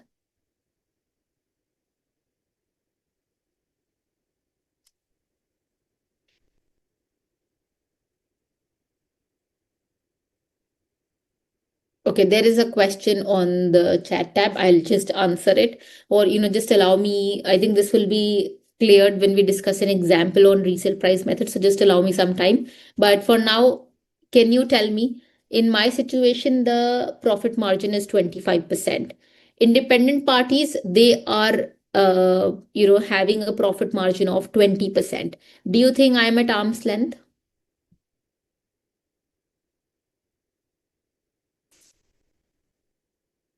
No?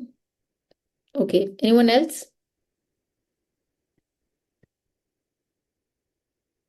Anyone else would like to try? Yes, I will be at arm's length. How? Well, if you see my situation, I am earning a margin, I am earning profit of 25%. That means, what is the tax that I'm paying to the authorities? I'm paying a tax on 25%.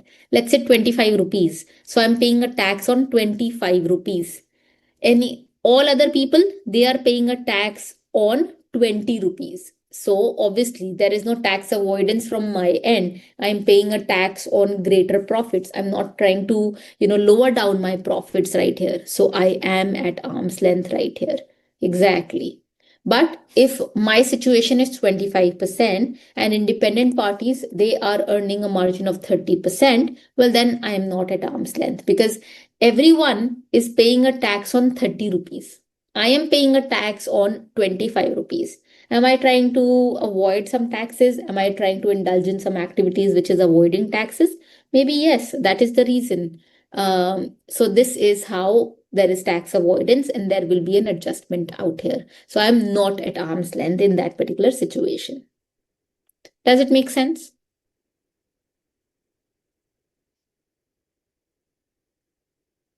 Okay.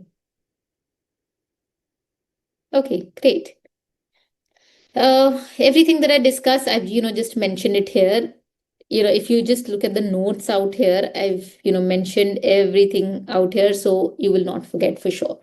So what I'm really trying to say is that when it comes to the resale price method, as long as the subsidiary company is earning a profit margin of 25%, or they're earning a profit margin which is greater than the independent parties, it's absolutely at arm's length. So this is what you have to justify in case of resale price method.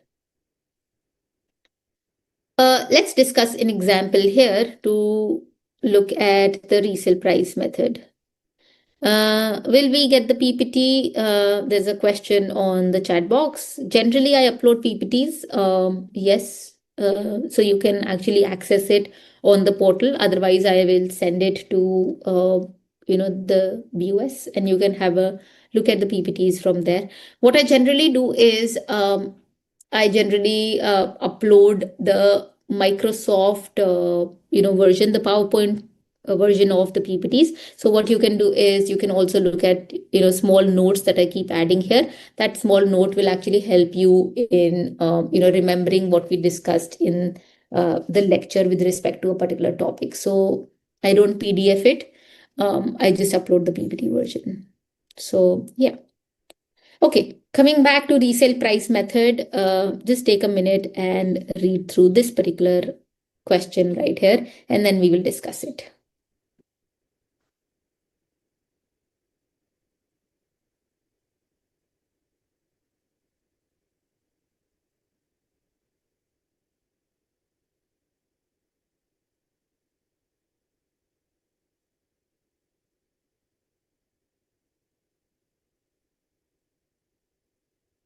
PPT, yes, is not available as of now on the portal because I've not uploaded it. I generally upload the presentations after I finish a particular topic. So, the last presentation, I will upload it today.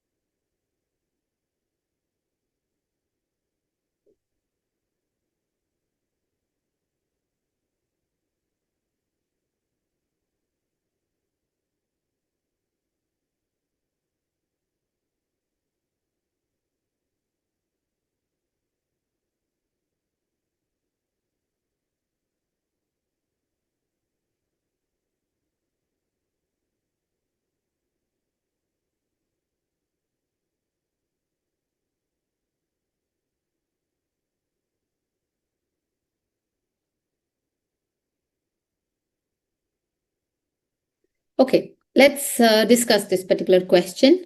And, right now, because the questions are very specific and we're discussing it after, a few methods, you would know that maybe, yes, resale price method is applicable. But through this particular question, I'm going to give you small hints on how you can make out which method will be applicable to which, situation. Um, in an examination format or otherwise, when you look at a particular case study, obviously you'll have to look at a particular text. You'll have to look at the situation to see which method will be applicable. It's not going to be as easy, so I'm going to give you small hints here and there to establish how to see which method will be applicable. In this situation, they talk about Earth Private Limited, Calcutta, and it is engaged in trading of electronic goods. Now, the fact that it actually talks about trading, you could assume that maybe resale price method will be applicable. But then this is just on a preliminary, statement out here. It says trading of electronic goods. And I did tell you that when you talk about a resale price method, this is applicable in case of traders and distributors. So maybe a resale price method would be applicable, but then you'll have to look at the entire case study to see which method will be applicable. Now, this Earth Private Limited, it purchases goods from its AE, Sun Pte, which is in Singapore, and it also purchases goods from unrelated party, which is Oceania Limited, UK. For the financial year 24-25, the gross profit margin was 15% on sale of goods of Sun Pte Limited, and whereas it was 20% in case of Oceania Limited. After sales warranty 6 months, it was provided by Sun Pte. Oceania, it gave after sales of 1 year. Cost of warranty can be taken as 2%. Sun Pte's brand value is internationally known and it is 1% of sale price. During the financial year 24-25, this Earth Pte, it sold goods of Sun Pte for 20 crores and Oceania for 15 crores. As regard transport of goods, there's no difference and you have to compute the ALP of transaction between Earth and Sun Pte by applying resale price method considering the facts of the case. Now, this question just directly says resale price method, well and simple and easy. So you have to apply the RPM so as to look at the arm's length price of this situation. Now, this after sales warranty, brand value, these two are called as adjustments, and these will be taken into consideration. But this is where the question actually talks about gross profit margin. So they're really trying to say is that this is Earth, incorporate. This is Earth Limited. Now, this Earth Limited is actually procuring goods from Sun, and they're procuring goods from Oceana Limited. For Sun PTE, it is a related enterprise. So this is Sun, this is Earth, and this is Oceana somewhere here, which is an independent, party. Now, when it comes to the gross profit margin, with Sun PTE, it is 15%, and with Oceana, it is 20%. So you have to justify whether it is at ALP or not. What we'll do is we'll start with the resale price of goods which is purchased from Sun PTE Limited, and then we will go back out here. So what we'll do is we'll look at this. If you see here, we will look at this 20 crores out here. This is, is how they're actually selling goods. So this is the resale price 100. This is 20 crore. So we will look at this 20 crores right here, and then we will go backwards. Now, this is 20 crores. If we go back, how much should we deduct? How much profit margin should we deduct? That should happen between related parties. Well, we'll look at what is happening between unrelated parties. Well, between unrelated parties, the gross margin is 20%. So, when it comes to related party also, which is with Sun PTE, it should be 20%. So what we'll do is, this is 20 crores. What is the profit margin with reference to uncontrolled transaction? It should be 20%. So what we'll do is we'll deduct 4 crores, which is 20% of sales. So 20% of 20 crore, it is 4 crore. So it should be 16 crores out here. That should be the arm's length price. So what we've done is we've started with 20 crore less 20%. Why 20%? Why not 15%? Well, that is because 20% is the arm's length. 20% was what was happening between independent parties. So we go back 20%, deduct that, and this is the 16 crores that we've arrived at. But then there are a few adjustments out here. The first adjustment is of brand value. Sun PTE has a brand value internationally known. So this is the reason we'll have to adjust the brand value. Now, because we're going back, we'll add up this particular adjustment. So we'll add up brand value, which is 1% of sale price, which is 1% of 20 crores, 20 lakh. And then the cost of warranty, because Sun provides a warranty of 6 months, and unrelated party, they provide a warranty of 12 months. So what is the difference? The difference is the warranty of 6 months. Warranty difference is 2% of sales price for 6 months. So again, it comes to 20 lakh. And because we're going back, we'll actually deduct this particular 20 lakh. So what should be the arm's length price? It should be 16 crore. Add 20 lakh minus 20 lakh. It is 16 crores out there. So this is the amount, the arm's length price, that is this particular price. This is the price at which they should have transacted. Earth and Sun. Earth and Sun. This is the price at which they should have transacted. So what we generally do is in resale price method, we'd like to actually go back and solve a particular question. Any doubt here?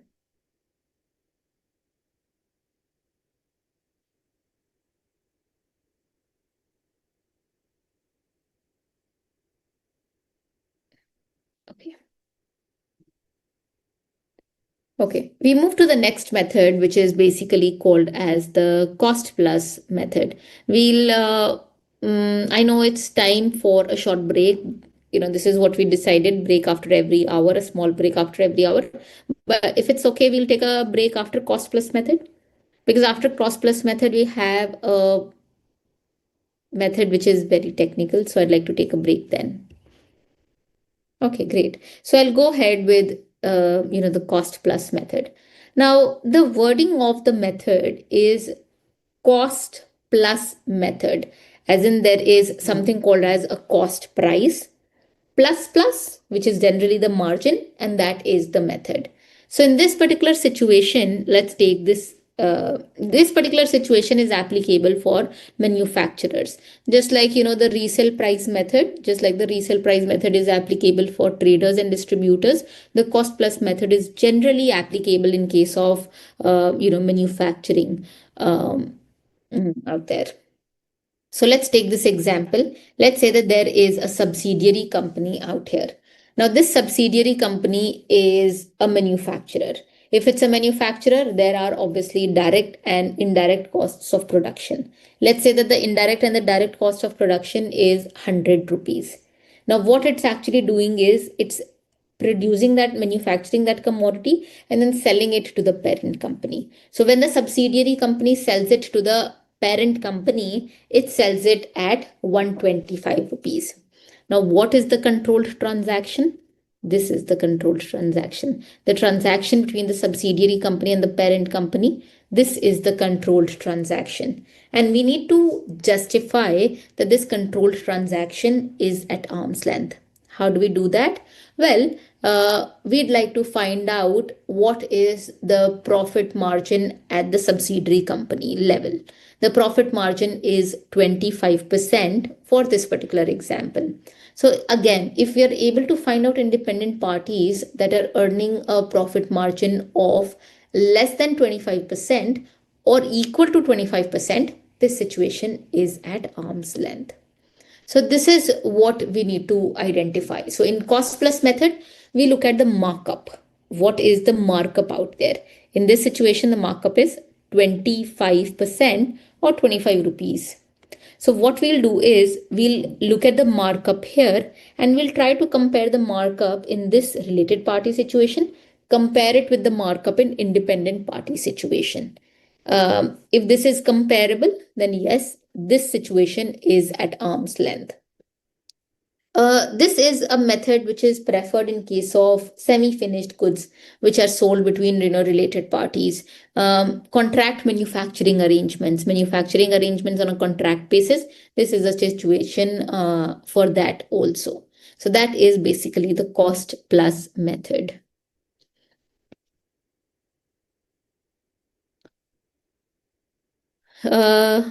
Okay, let's read through this particular question and then we'll discuss how um, how to calculate the arm's length price in case of cost plus method. So take again 2 minutes and read through this method.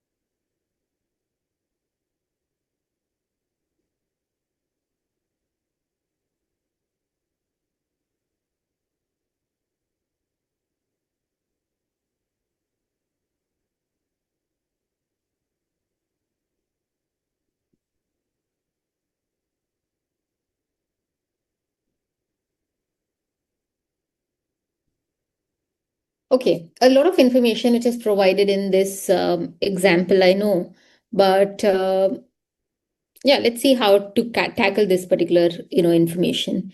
ABC Limited, which is Canada, it holds 35% shares in L Limited India. Now, you know that because they hold 35% shares in L Limited India, you know that this is, association which is established. How? Because they hold more than 26% share capital in the other enterprise, and this is the reason ABC and L Limited might be is associated to each other. L Limited, it develops softwares and does both on-site and off-site consultancy services for customers. So L Limited is actually providing services to ABC Limited, and they're billing ABC Limited for 120 man hours at the rate of 1800 per man hour. So this is the billing that is actually happening. The cost for executing this work is 2,25,000 rupees. Now, L Limited is doing this. This is the information between related parties. That's how you need to segregate in exams. This is the situation for related parties. Now, L Limited is also billing XYZ Limited, and it is at 2,800 per man hour. Similar level of manpower, earning a gross margin of 50% on cost. They are comparable, these two transactions, but then there are differences out there.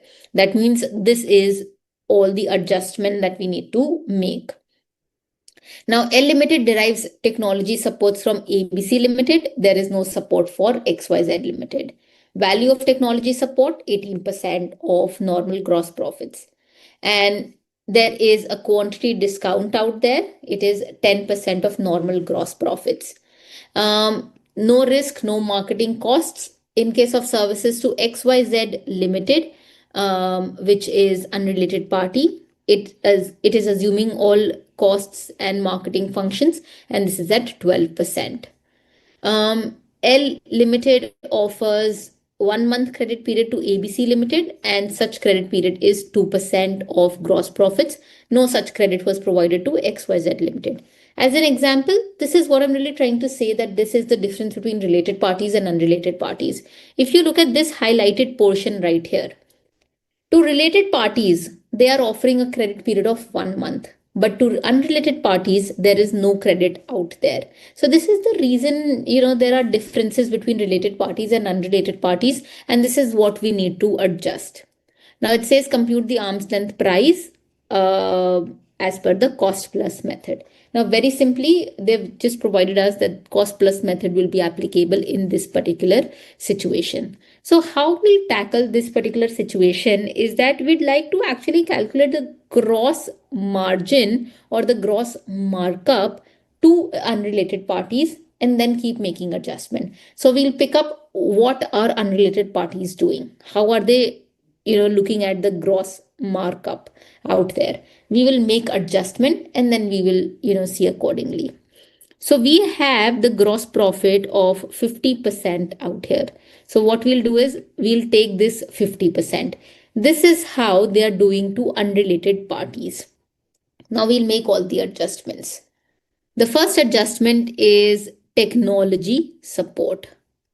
So technology support, ABC Limited, it provides technology support, but XYZ does not provide technology support. And this is the reason we will reduce the value of technology support, from here, because this is XYZ Limited. So what is the value? The value is 18% of 50%. Why 50%? Because this is the gross margin. If you see here, 18% of normal gross profits. What are the gross profits? 50%. So 18% of 50%, it comes to 9%. Similarly, there is quantity discount, which is, very different. Quantity discount, it is allowed to ABC and it is not provided to XYZ. So if we go back, 10% of 50%, it's going to be 5%. Risks and costs. L Limited bears the cost with respect to XYZ Limited, but then there is no risk to ABC, which is the related party. So with related party, no difference. Unrelated party, there is a difference. So 6% out there, which is 12% or 50%. And then we add the cost of credit, because this is something when it comes to related parties, they do offer credit, but to unrelated parties, they do not offer it. So if we go back, we have to add it, which is 2% or 50%, which is 1%. So if you make all the adjustments, the arm's length margin or the arm's length profit should be 31%. So meaning to say that this 25% that was there in the example, in case of arm's length, it should be 31% out there. So what we'll do is we'll look at the cost. This is where we start. We look at the cost. What is the cost in this example? Well, the total cost for executing this work is 2,25,000. So we'll start with 2,25,000. Now we'll add up the cost. We'll add up the markup to the cost. So 31% is the arm's length markup. We'll add it to the cost of 2,25,000, which makes this 69,750. So the arm's length value should be 2,94,750. They should charge 294. But how much have they billed actually? Well, they have billed 120 man hours at the rate of 1800 man hour. So they have billed 120 into 1800, which is 216. So what they've done is, because this was a related party, they've billed less. They should have billed more. So what is the income that is to be increased by? Well, it should be 78,750. Okay. It is to be increased by 78,750. So this is how this is how questions are to be done with respect to cost plus method. In case of cost plus method, you'll have to look at the cost of providing that service, add the markup out there, but arm's length markup, and then you will get the price at which they are transacting. So this is the cost that we started. We added 31%, which was the markup, and this is the price that we have now. Okay. Any questions now on cost plus method?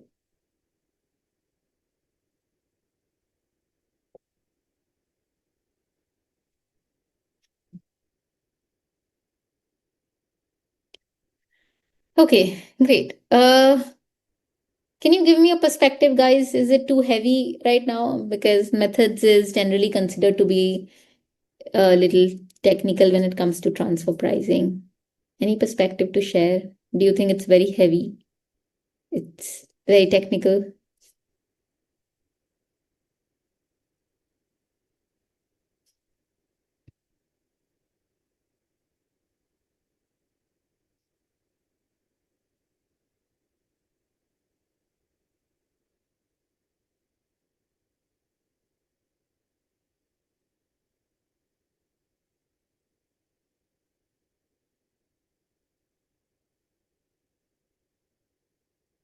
Okay. Let's take I will talk about this also, which method to apply where. I have a slide after we discuss the methods, application of methods. This is where I will talk about which method is to be applied, when, and, we'll discuss that also. And then we'll discuss other, practice questions like these, where you will have to assess which method will be applicable. We'll discuss that. But the next method to discuss now are the transactional profit split methods, where we'll be discussing the transactional net margin method first. Let's take a 10-minute breather here, and we will come back and start with the discussion on TNMM, which is the transactional net margin method.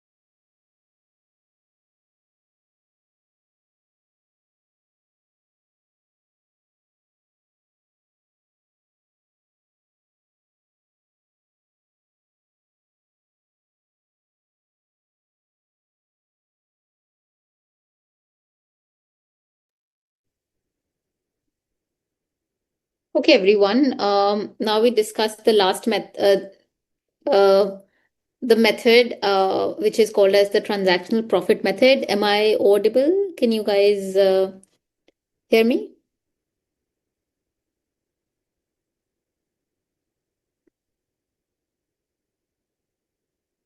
Okay. Okay. So this is the first method under the transactional profit methods, which is called as the transactional net margin method. This is one of the methods which is very, very commonly used, very, very widely used. In this method, what we do is we examine the net profit. Now, let's take an example right here. Let's say that we have an Indian entity, and this Indian entity is providing IT services, information technology services to to a foreign entity, and they're related to each other. So let's say that we have an Indian entity, a subsidiary company, and it's actually providing information technology services, IT services to a foreign parent company, let's say in the USA. Now, how do we apply TNMM method? Well, for this kind of transaction, for the Indian entity providing IT services to the USA entity, we'll calculate the net profit margin. What is the net profit at which they are providing these kind of services? So let's say that the profit margin is 15%. Now we need to establish whether this 15% is at arm's length or not. How do we do that? Well, we'll look at other independent parties in the industry. How do we do that? Well, we'll use transfer pricing softwares. This is what I'll explain in the next lecture. How do we use transfer pricing softwares? But right now, let's look at transfer pricing softwares. We'll try to find out independent parties who are also providing information technology services. So we'd like to find out independent parties, an Indian entity which is also providing information technology services to its foreign related party. What is the profit? We'll calculate the net profit of that kind of transaction, of the independent transaction. Is it comparable? Yes, it is at arm's length. If it's not comparable, it is if it's here and there, then it is not at arm's length. So let's say for our situation, I said that they are providing services at a profit margin of 15%. Now we look at independent parties. What is their profit margin, net profit margin? Well, independent parties, they are providing services at a profit margin of 17%. Do you think this is at arm's length? 15% is us, 17% is uh, independent party. Do you think it is at arm's length?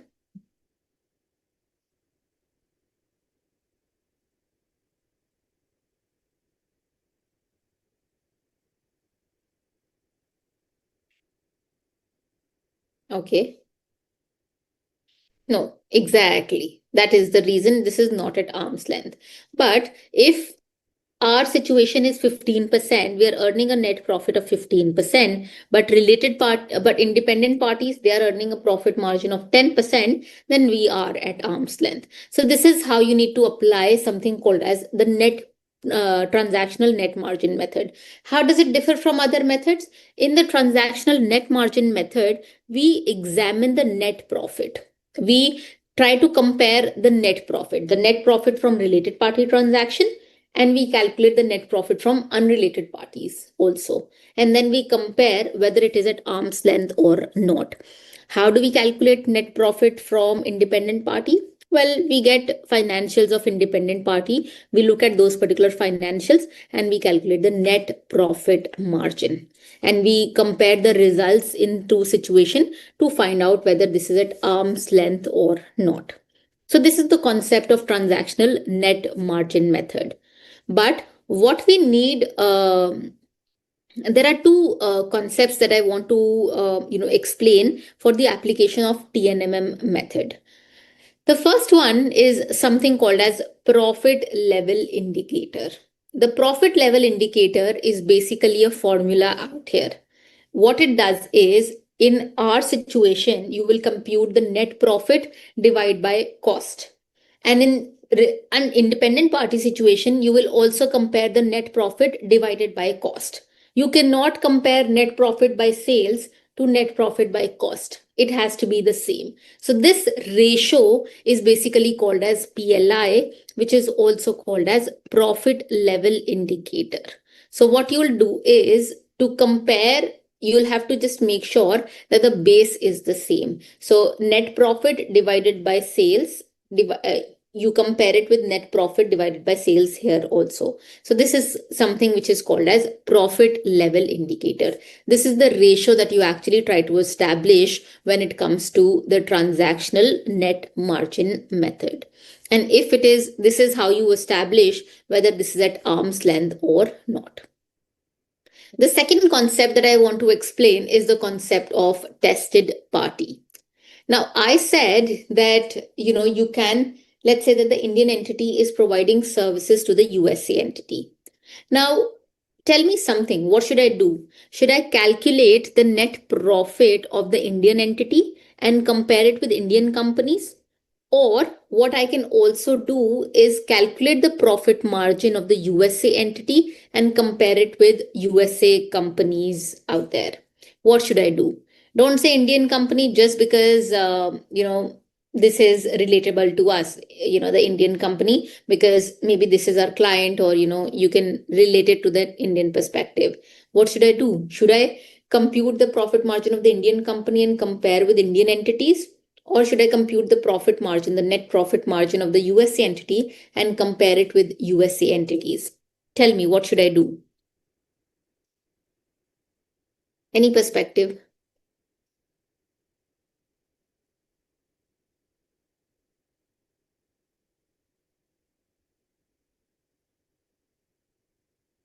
Okay, guesswork.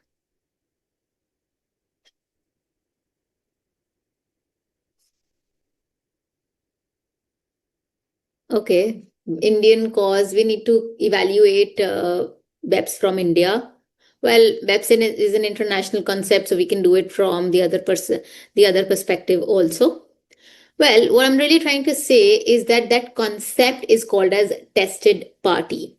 Now, whether you are using the Indian entity or you're using the USA entity, that entity is called something called as the tested party. Okay, profit shifting from India. Yes, you can do that. A lot of people, say it because they somehow feel that the client is from India, profit shifting from India. But then you can do it from the other country's perspective also. It's absolutely fine. But for transfer pricing purposes, you can choose either. You can choose it from the Indian company's perspective, or you can choose it from the USA company's perspective. Whatever you choose, that concept, that entity will be called as something called as the tested party. So the verification of this controlled transaction is done from the perspective of tested party. There was a time that you could not have taken the foreign entity as the tested party, but now this is a settled position. There were a lot of case laws, a lot of litigation around this concept, but now it's a settled position that you can do it from India, or you can also take the foreign entity as the tested party. It's absolutely fine. But then the thing is, which one should we take? Well, there is no definition in transfer pricing regulations for which should be the tested party, but they generally say that the least complex entity should be the tested party. What is the least complex entity? Well, an entity which does not have a lot of intangibles, an entity which does not require a lot of adjustments. Just take that entity as the tested party. Or you can also take the entity for which reliability of information is there, for which you have information, or for which you have financials readily available. You can take that entity as the tested party. But whatever you do, even if you take the Indian entity as the tested party, just compare it with Indian entities. Or you take USA as the tested party, you compare it with independent USA entities. You can do anything. Tested party as in tested for ALP. Um, Tested party in the sense that yes, you tested whether the transaction is at ALP or not. So that is what we do. When we say tested party, you need to test the transaction, whether it is at ALP or not. So you test it from the perspective of one entity. One entity is earning, net profit. So this is how you actually compute it. Let's take this example to identify which is, the tested party. In this, there is a parent company. Sorry. Okay. There is company A. The company A right here is a manufacturer. They just have simple functions.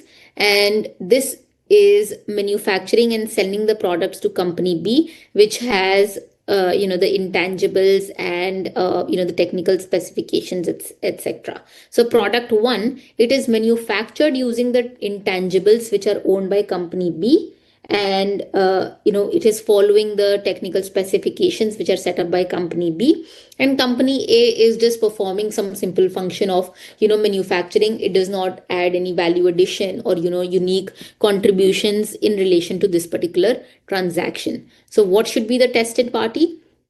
Well, it clearly mentions the tested party should be company A. Why company A? Because that is a simple entity, least complex entity, and hence you should take it as company A. Now you should look at the financials of company A. You will calculate the net profit margin from company A's perspective, and then you will, go ahead with this method. So this is how you establish tested party. We're not going to be taking company B as the tested party because it has, intangibles, it has technical specifications, and that sort of makes it a complex entity. We take company A because this is least complex. In this situation, in case of product 2, company A, it uses its own, intangibles, and it manufactures product 2. And then company B, it only acts as a distributor. It performs very, very simple functions.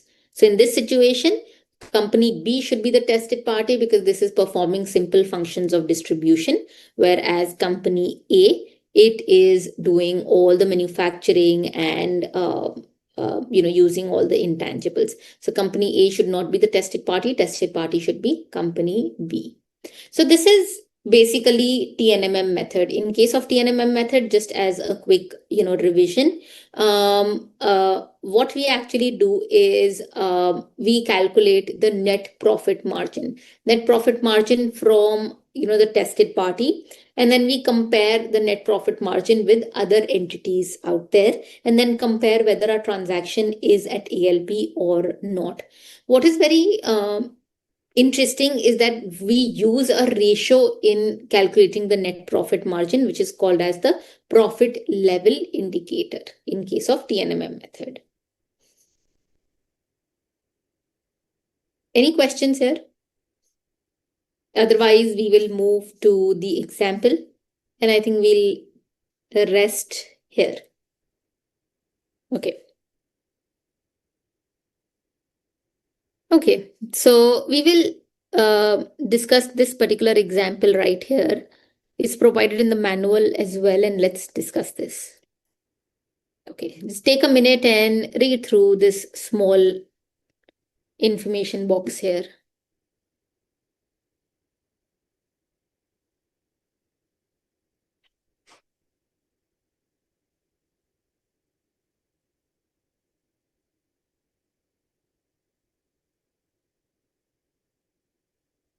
Yes, there's a question here. We use tested party concept while computing TNMM. Yes, that's absolutely correct. Not in resale price method.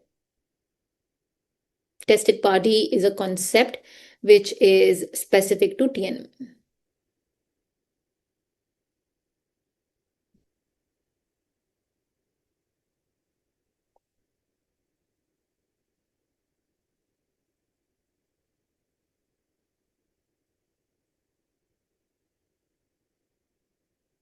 Okay, one more minute and then we'll discuss this.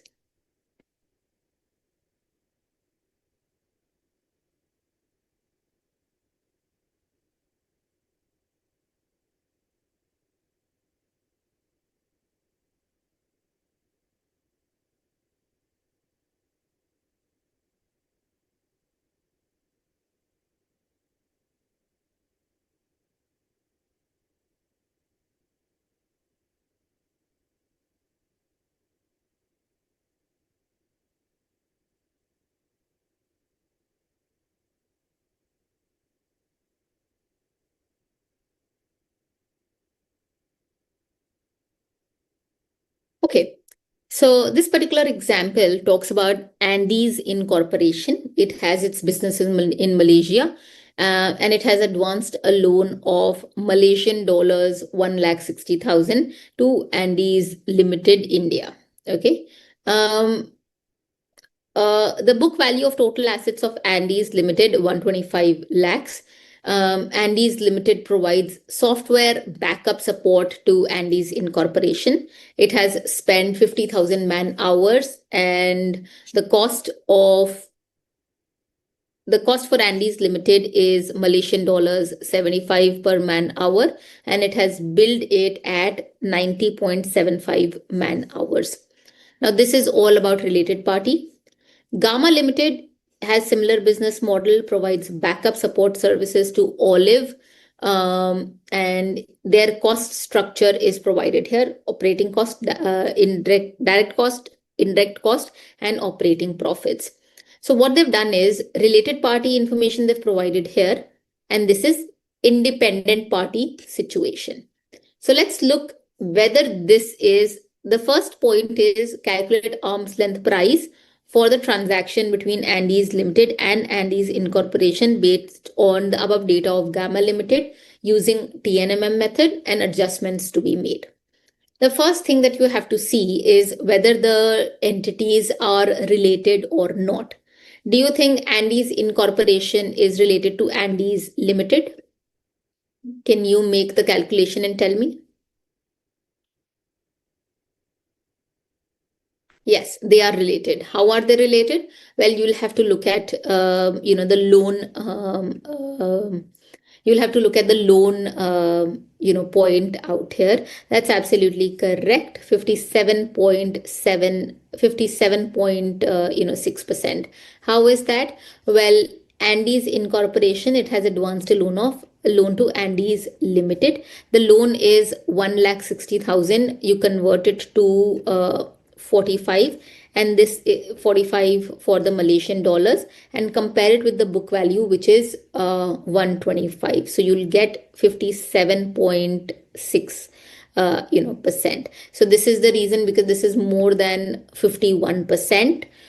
These are going to be considered as deemed associated enterprises.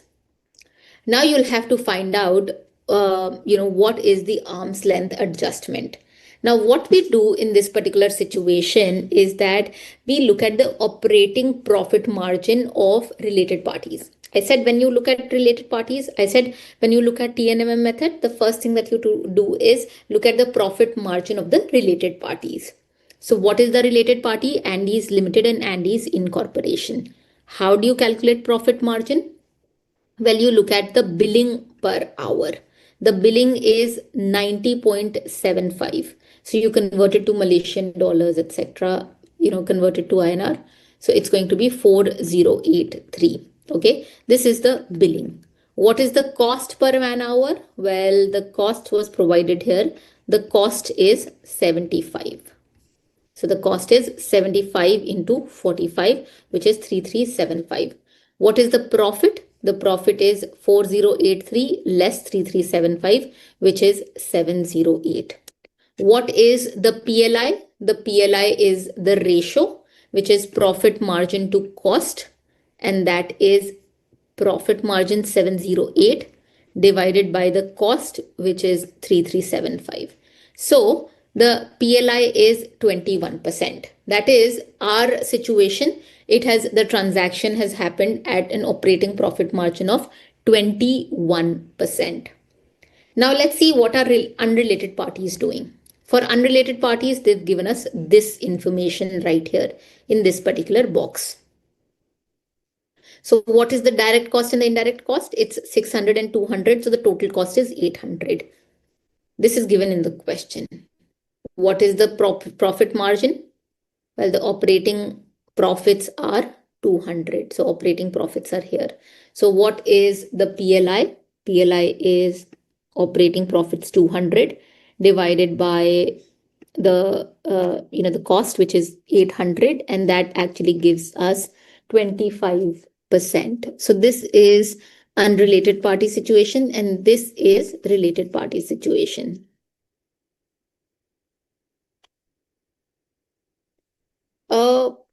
You could calculate net profit by sales also, but in this particular situation, it's actually the cost which is tainted. So this is the reason we calculate operating profit by cost. There is, a reason why we do cost and we do not do sales. In this particular situation, there are, services that are being, received. So this is the reason we do cost, because cost is because sales are tainted. So this is the reason we do cost out here. So if you see in this particular situation, when services are provided, it's more like sales is tainted. So what we do is we use operating profit by cost. So you could do it in case of sales also, but that is when you're receiving services. So anyway, uh, coming back, for related party situation, it is 21%. For independent party situation, it is 25%. Do you think we are at arm's length? This is related party, this is independent party. Do you think we are at arm's length?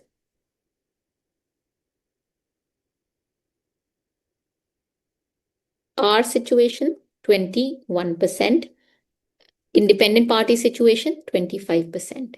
Absolutely no, we're not at arm's length. So what do? We'll have to compute we'll have to see what is the arm's length adjustment. Well, this is the arm's length price if it was at arm's length. So the cost for Andes incorporation is 3375. Now what you do is you add arm's length profit margin if they were at arm's length. Well, what is the arm's length profit margin? It's 25%. So this is 843. So arm's length price is 4218. You can multiply it by 50,000 man hours at this point, or you can do it later, but this gives us this particular amount. Now, this basically means that if they were providing services at arm's length, they should have added 25% profit margin. But how much did they add? They added 21%. So this is the arm's length price. So what is the arm's length price? This much. But how much have they actually billed? They have billed 90.75. It's provided in the question. They have billed 90.75. So they have billed 90.75 Malaysian dollars converted to INR into 50,000 man hour. They have billed this much. How much they should have billed? They should have billed at 25%, which is this much. So what is the adjustment? The adjustment is the difference, which is 67,50,000 rupees.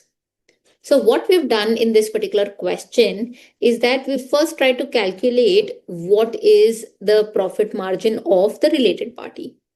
What is the profit margin of the unrelated party? Look at the difference. Is it at arm's length or not? No, it's not at arm's length. So what we do is we make the related party at arm's length. We add profit margin at the rate of 25%. So this is what they should have billed. This is what they have actually billed. And what is the difference? It's actually this much. So this will be the arm's length adjustment or the transfer pricing adjustment. Any questions here?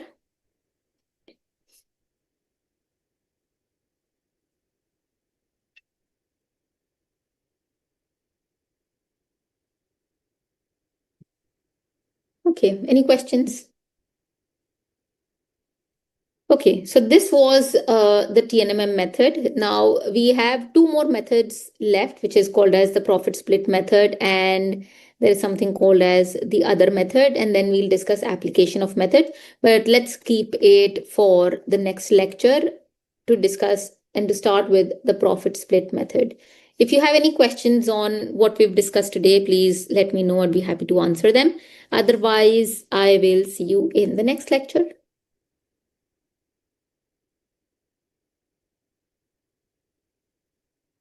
Any questions? Very technical today? Yes.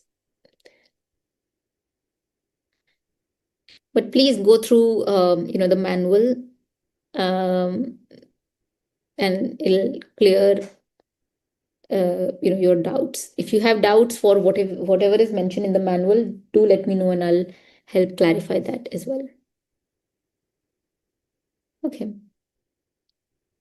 Okay, then if there are no questions, I'll see you in the next lecture. Thank you so much. Thanks a lot. It means a lot.